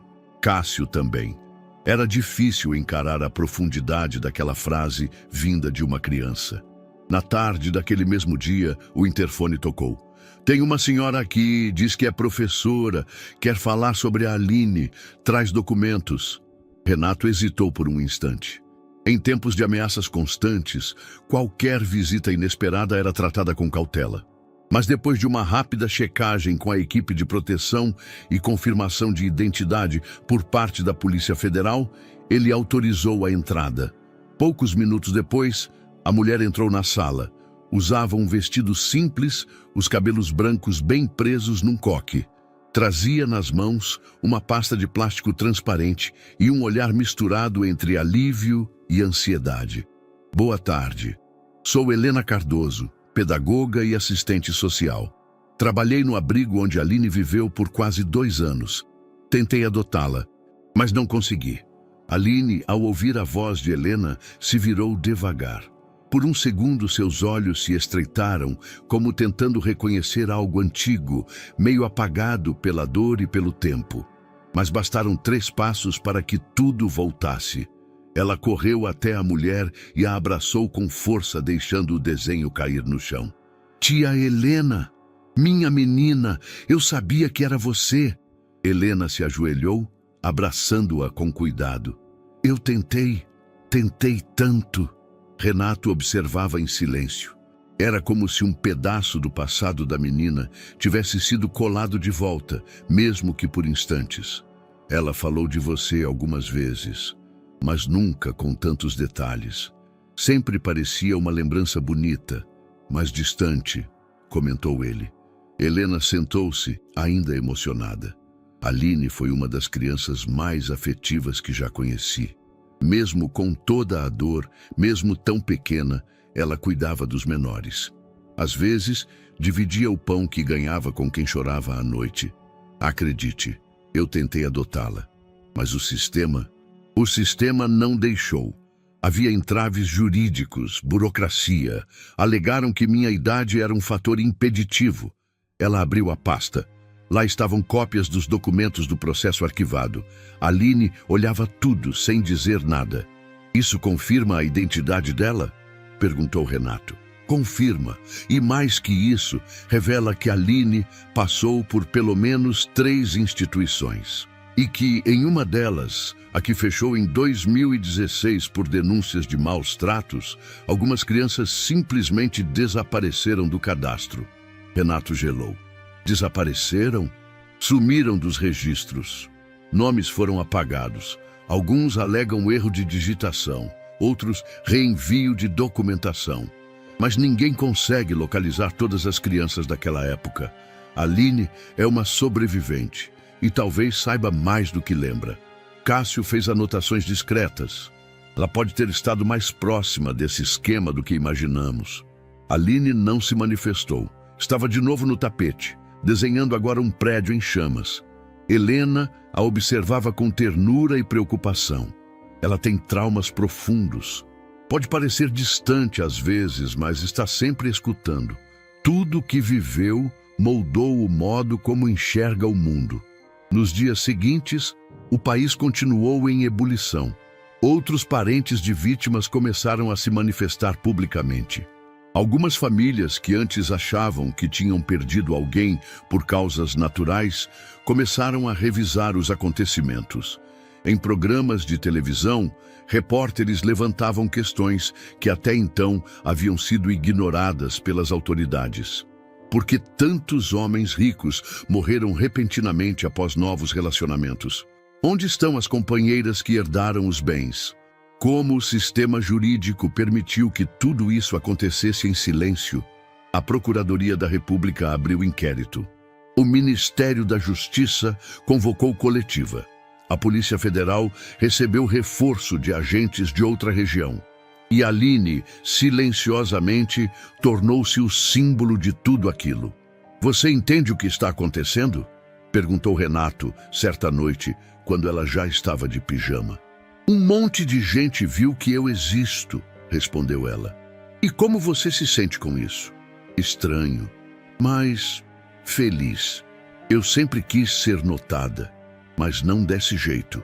Você é forte, Aline. Muito mais do que qualquer adulto que eu conheci. Ela se encolheu, como se não soubesse o que fazer com aquele elogio. Você também, mesmo com medo, falou tudo na televisão. Isso é coisa de gente corajosa. Renato sorriu.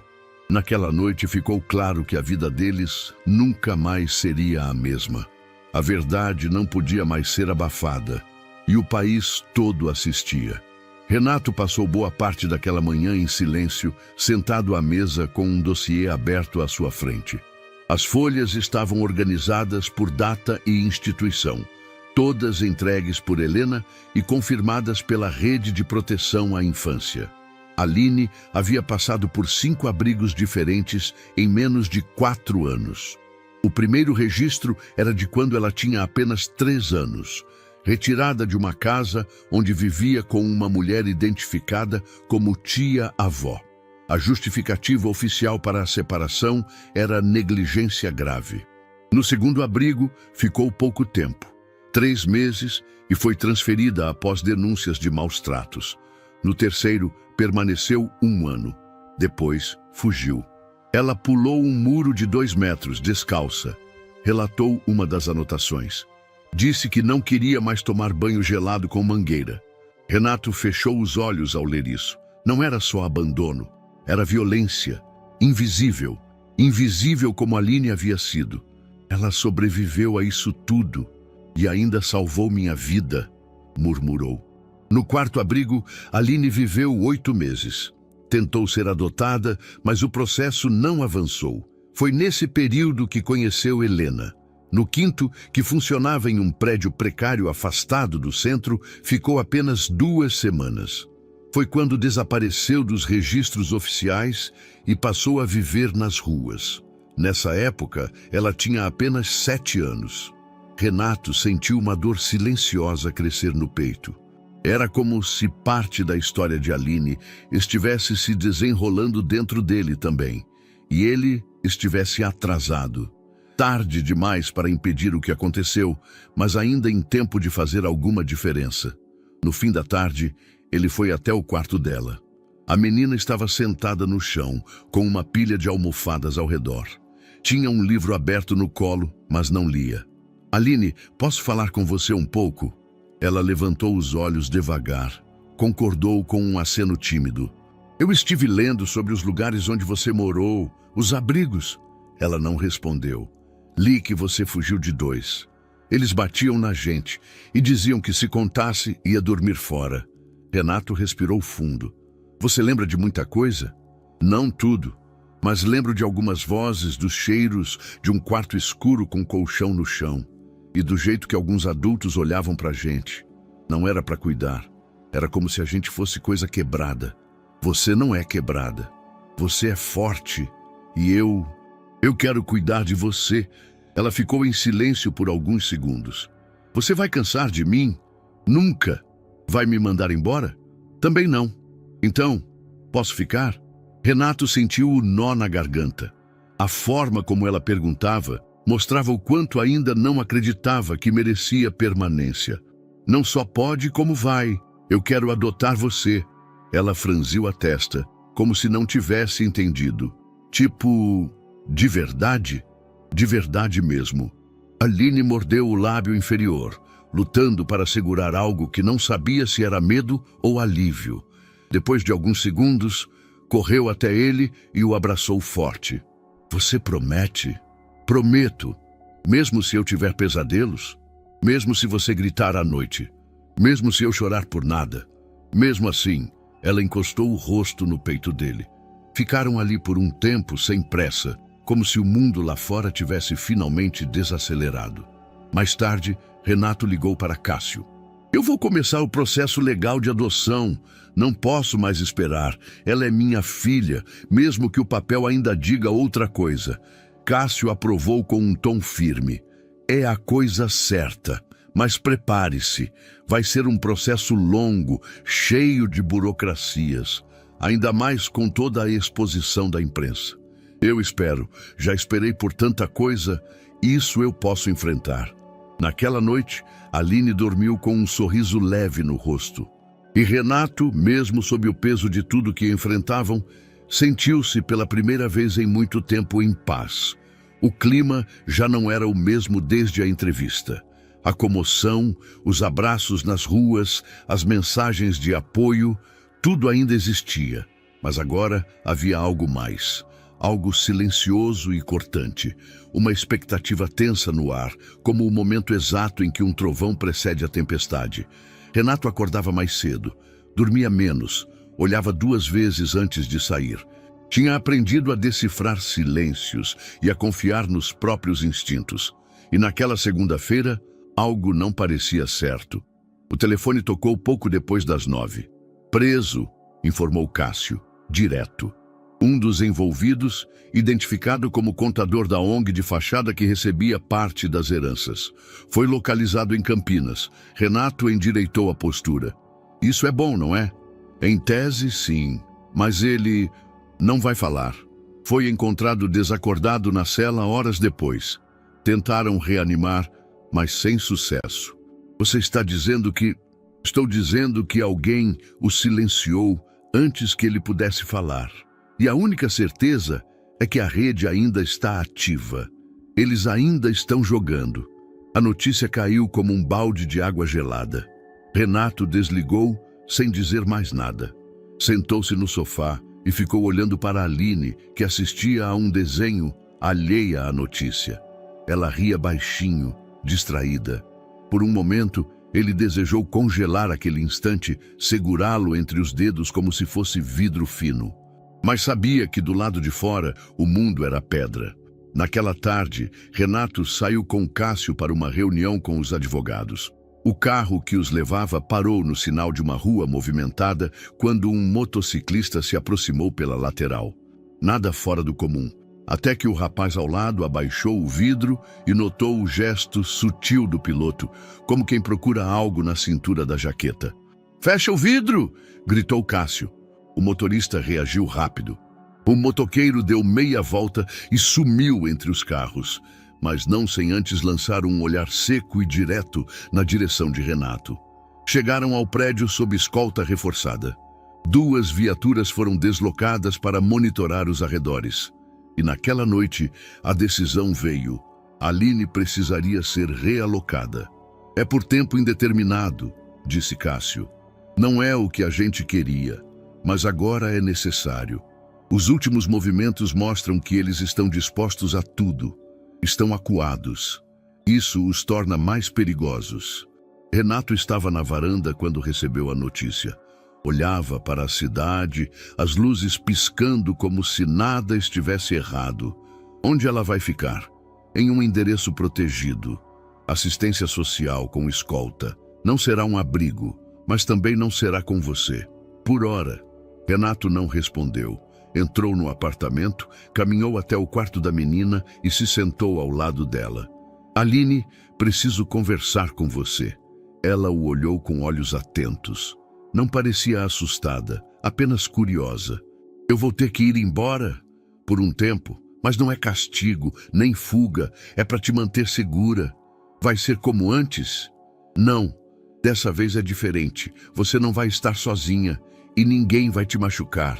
Promete que vem me ver? Sempre que puder. E vamos ficar mandando mensagens, vídeos, o que você quiser." Ela ficou em silêncio. Pegou um lápis e desenhou um círculo com 2 figuras dentro.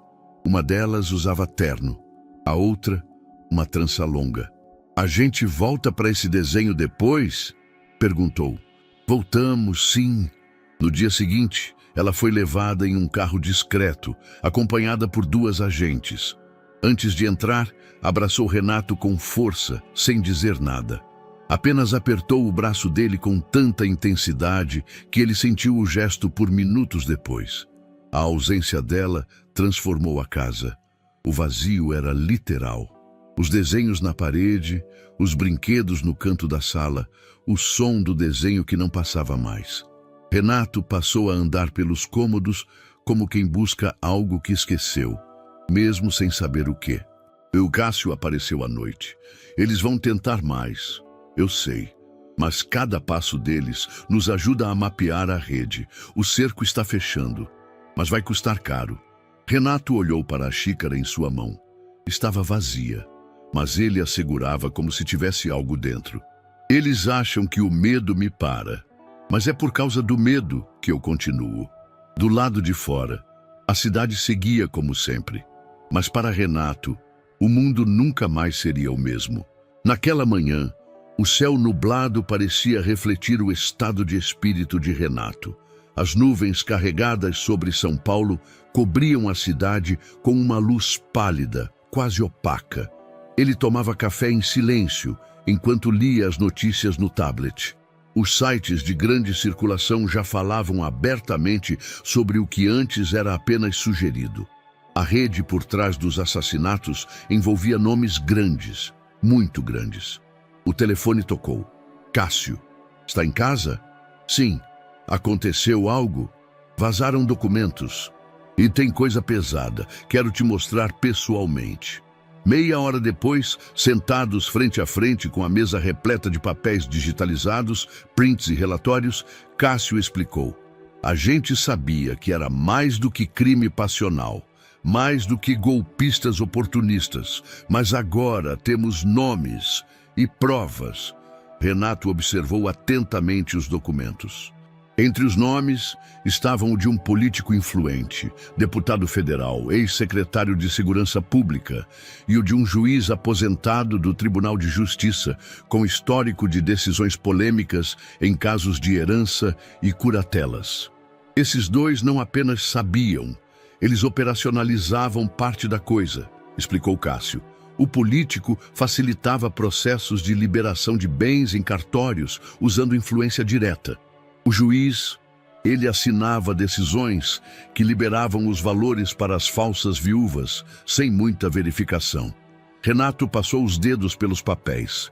Em um deles, um e-mail entre dois advogados citava: "O esquema do magistrado está pronto, com datas e valores referentes a um homem falecido meses antes, nome que ele reconheceu. Estava na lista dos alvos anteriores, 100 herdeiros diretos. Então, Lorena, ela não era o topo? Não, ela era só uma peça, carismática, envolvente, treinada para manipular, como outras. Substituível." Renato recostou na cadeira. Aquilo mexia com a base de tudo o que ele havia tentado processar até então. Descobrir que a mulher que quase tirou sua vida era apenas um elo em uma corrente maior não trazia alívio, trazia vertigem. E como esses documentos surgiram? Uma denúncia anônima, mas confiável. Veio com dados verificados e cruzamentos que a PF já vinha mapeando. Renato virou uma página. Um extrato bancário mostrava depósitos repetidos numa conta no exterior, ligados a uma fundação de fachada. Os valores vinham, curiosamente, logo após a morte de vítimas conhecidas. O padrão se repetia: morte, herança liberada, doação internacional. Tudo tão meticuloso, quase perfeito. Mas agora que mexemos no centro do tabuleiro, o jogo mudou. Eles vão tentar encobrir, e rápido. Renato guardou silêncio por alguns segundos. Depois, ergueu o olhar. A gente tem que expor isso. De novo, com mais força. Já estamos articulando com veículos sérios, mas é preciso cautela. Ninguém mexe com figuras desse calibre sem consequências.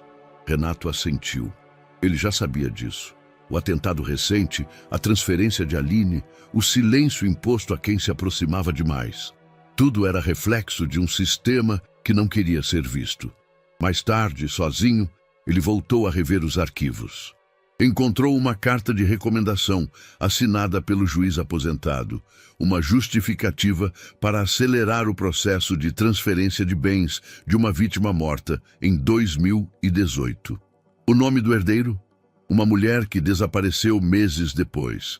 Cada página era um novo peso, mas também uma nova peça do quebra-cabeça. Ao final da noite, enquanto observava a luz do corredor acesa por costume, Aline deixava assim quando dormia lá, Renato sentiu o peso da missão. Não era mais sobre limpar seu nome. Era sobre desmontar algo que se alimentava do descaso, da ganância e do silêncio institucional. E ele não pretendia mais calar. A caneta tremia na mão de Renato. Ele já havia assinado centenas de contratos ao longo da vida, negócios milionários, parcerias, fusões, mas nenhuma assinatura pesava como aquela. Com o rosto sério e olhos atentos, o juiz de infância olhava para os documentos que acabara de rubricar. A guarda provisória está concedida. Aline será mantida sob tutela de Renato Mendes até a conclusão do processo de adoção definitiva. Reforço que, por se tratar de um caso sensível, as visitas e exposições devem ser controladas. Renato apenas assentiu. Ao lado dele, a assistente social sorriu, como se soubesse que aquele era um passo importante, mas apenas o início de uma longa travessia. Na saída do fórum, Aline apertou a mão de Renato. Eles não disseram nada. Só caminharam até o carro, como quem sente que algo finalmente começa a se alinhar. O país estava em compasso de espera. As denúncias explodiram em sequência. Jornais estampavam manchetes diárias com novos nomes envolvidos, números atualizados de fortunas desviadas e esquemas detalhados. A sensação de que ninguém estava imune tomava conta da população. E então veio o anúncio. O julgamento começaria. A ação penal que envolvia os primeiros réus, 4 no total, incluindo um ex-diretor de cartório, uma suposta viúva beneficiada por 3 heranças, um advogado e um ex-funcionário da fundação investigada, seria transmitida ao vivo. A audiência aconteceria em Brasília, num tribunal federal adaptado para receber a imprensa. As emissoras preparavam equipes especiais. Os sites abriram sessões dedicadas ao caso das heranças, como passou a ser chamado. Renato e Aline foram chamados como testemunhas. A decisão causou apreensão, mas a defesa não se opôs. A fala da menina, segundo a promotoria, era essencial para confirmar pontos da denúncia e estabelecer o elo entre os golpistas e os casos anteriores. Dias antes do depoimento, Renato sentou-se com Aline na sala. "Você tem certeza de que quer fazer isso?" "Tenho. Pode ser difícil. Vão ter muitas pessoas assistindo. Eu não vou olhar para ninguém. Vou contar como se fosse para você." Ele segurou sua mão. "Se em algum momento quiser parar, você pode. Não precisa provar nada a ninguém. Mas eu quero que eles vejam, que ouçam, que saibam que eu lembro." Na manhã do depoimento, Aline usava um vestido azul claro e um casaco cinza. Os cabelos estavam presos num rabo de cavalo alto e os olhos, apesar do nervosismo, mostravam uma firmeza surpreendente. A sala estava cheia. Câmeras nos cantos, jornalistas atrás de barreiras, promotores, advogados e réus enfileirados. Renato sentou-se no fundo, ao lado da equipe de apoio. Manteve os olhos nela o tempo todo. Quando chamaram seu nome, Aline caminhou com passos lentos até a cadeira de testemunha. O juiz fez perguntas simples no início: nome completo, idade, onde morava. E então, com cuidado, pediu que contasse o que viu naquela tarde na cafeteria.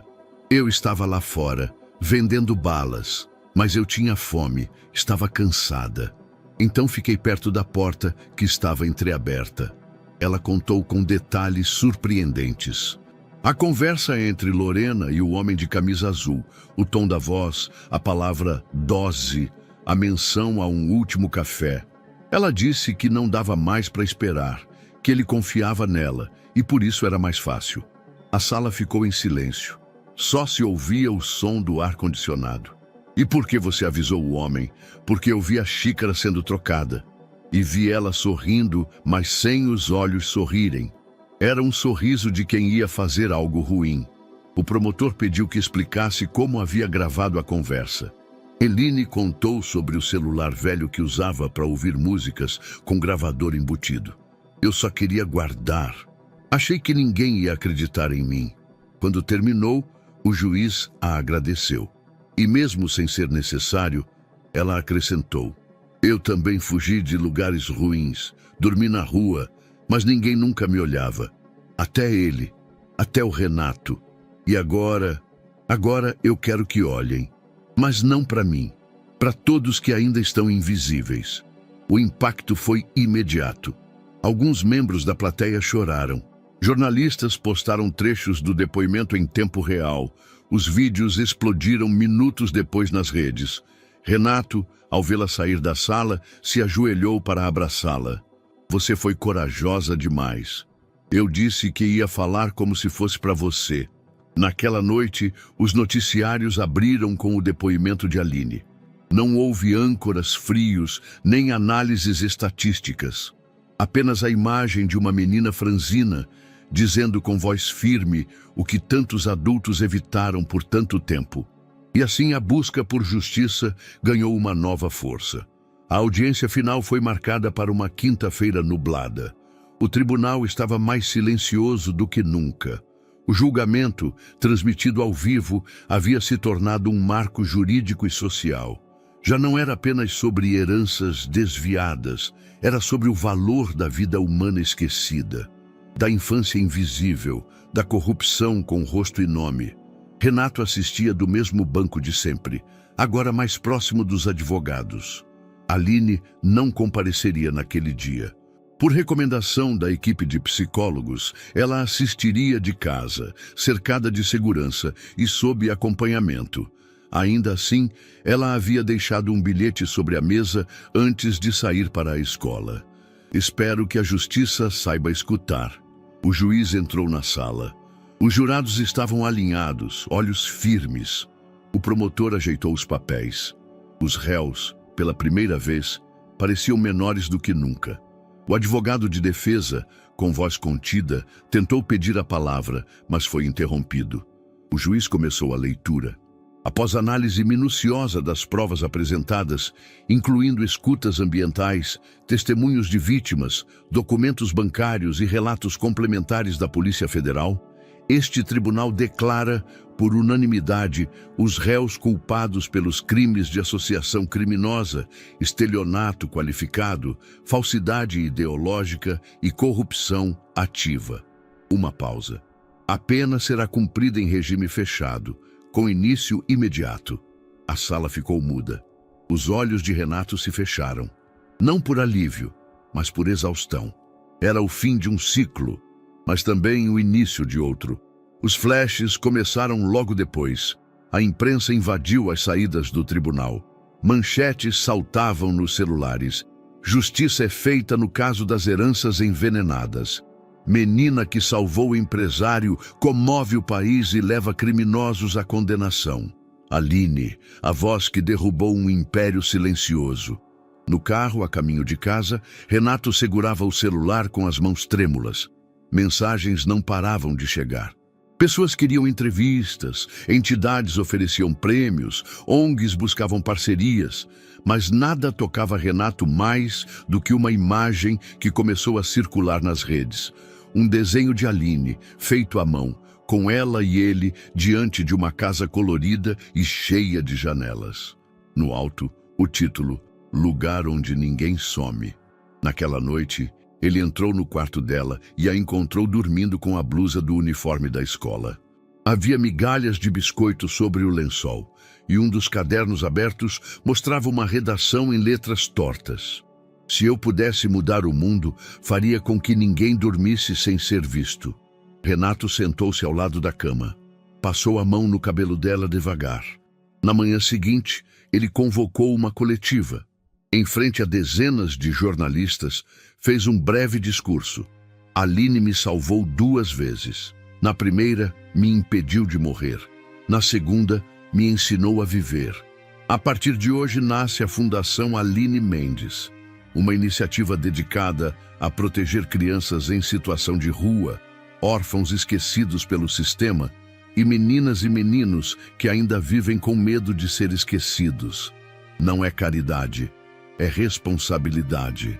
O anúncio tomou as redes. A repercussão foi imediata. Empresários ofereceram apoio, universidades propuseram bolsas, voluntários começaram a se inscrever antes mesmo da abertura oficial. Nos bastidores, a PF confirmava que parte da rede ainda estava foragida. 2 nomes importantes haviam desaparecido. As investigações continuavam, mas agora, com apoio público, visibilidade e uma nova geração de olhos atentos. Renato sabia que os riscos não haviam desaparecido, mas também sabia que havia uma missão mais forte que o medo: impedir que outra criança como Aline passasse pelos mesmos horrores. Na varanda de casa, naquela noite, ele observou a cidade com outro olhar. E dentro dela, a promessa silenciosa de que nenhuma voz seria mais abafada. O prédio era o mesmo, mas parecia outro.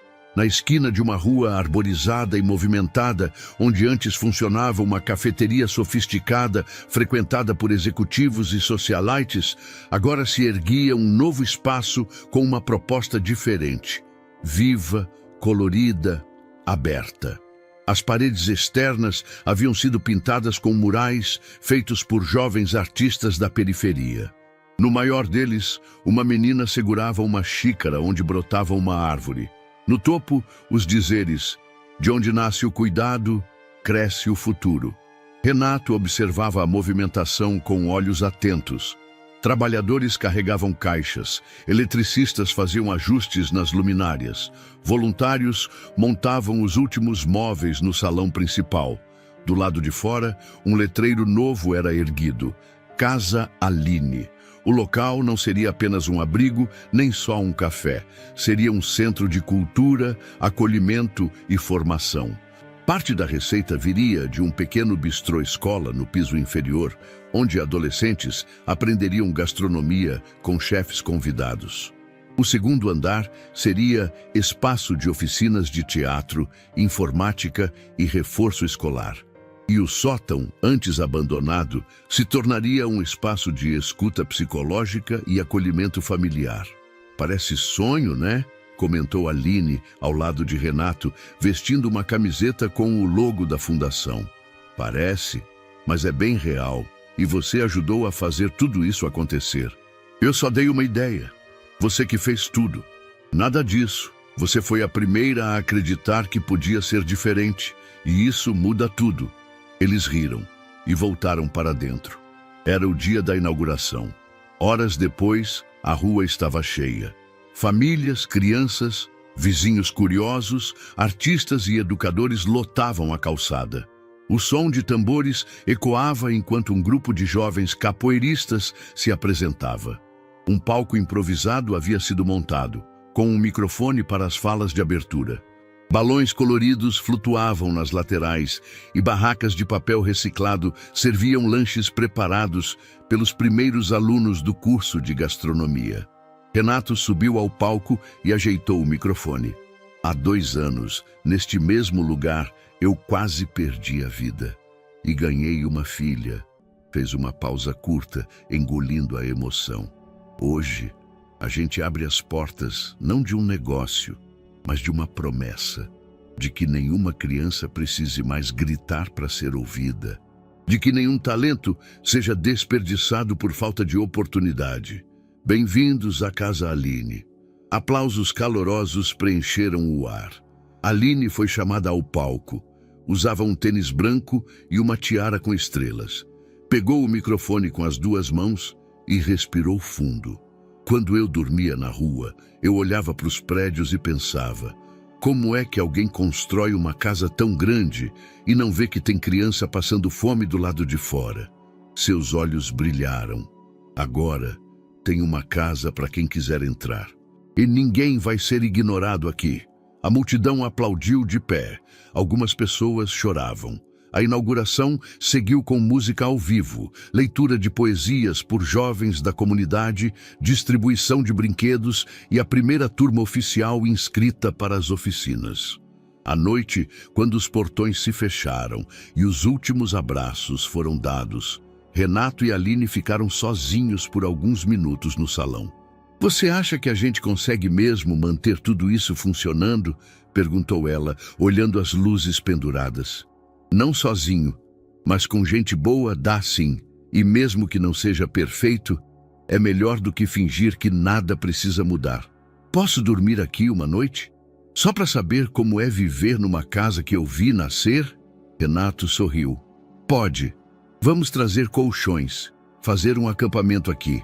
E amanhã, café com bolo para todo mundo.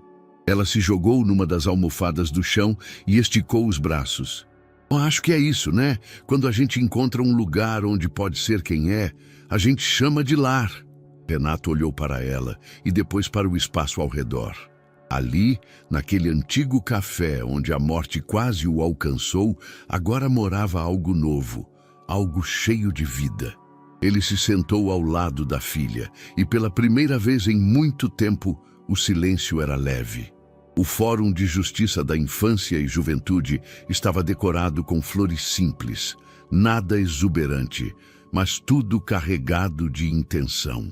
Na sala reservada para cerimônias especiais, o juiz abriu o processo com uma caneta prateada e um sorriso no rosto. Senhor Renato Mendes, a partir de agora, a menor Aline Souza passa a ser oficialmente registrada como sua filha. O sobrenome, se desejar, pode ser incluído. Aline olhou para ele. Pode ser Mendes de verdade? Contudo, Renato sorriu. Contudo, Mendes completa. O juiz assentiu e finalizou a assinatura. O ato era legal, irrevogável. Mas para Renato e Aline não era só papel. Era o fim de uma espera. E o começo de uma história escrita com novos traços. Na saída, um grupo de crianças da fundação os esperava com cartazes. Bem-vinda à sua família, Aline. Hoje começa uma nova vida, mais amor para todos. Ela correu entre eles com um sorriso que não cabia no rosto. Dias depois, a Fundação Aline Mendes se preparava para um marco. Seria inaugurado o primeiro abrigo infantil 100% custeado pela instituição, com estrutura digna, educadores em tempo integral, psicólogos, áreas verdes, quartos individuais e principalmente um ambiente pensado para curar, e não apenas abrigar. E coube a Aline a missão de entregar, simbolicamente, a primeira chave. O pátio estava lotado. Crianças sentadas em almofadas coloridas. Jornalistas com câmeras discretas. Voluntários, educadores, apoiadores. E, no centro, uma pequena estrutura de palco com microfone. Aline subiu os degraus devagar. Usava um vestido branco com tênis colorido. O cabelo preso com laço azul. Na mão, uma pequena caixa de madeira. Eu queria dizer um monte de coisa, mas meu coração está apertado demais para isso tudo virar palavra. Então só vou dizer que essa chave aqui, ela levantou a caixa, não é de um lugar para dormir, é de um lugar para acordar para uma vida nova, igual eu acordei. A multidão aplaudiu de pé. Ela desceu e entregou a chave ao primeiro menino acolhido pela fundação. Tinha 6 anos e olhos assustados, como os dela tempos atrás. Renato, de longe, observava tudo com os olhos marejados. Ao lado dele, Helena, a antiga professora, sorria com ternura. Ela é uma revolução pequena, comentou. É mesmo. E me ensinou mais do que qualquer universidade, qualquer negócio, qualquer prêmio. Naquela noite, pai e filha subiram juntos até o topo de um prédio próximo ao abrigo. Era um mirante antigo, desativado, mas ainda seguro. De lá se via a cidade inteira, os prédios, os faróis, as buzinas distantes, os telhados dormindo em silêncio. Aline se sentou na mureta de segurança, os pés balançando no ar. Foi ali que tudo começou. Apontou para o prédio da antiga cafeteria. E é aqui que tudo continua. Você tem medo do futuro?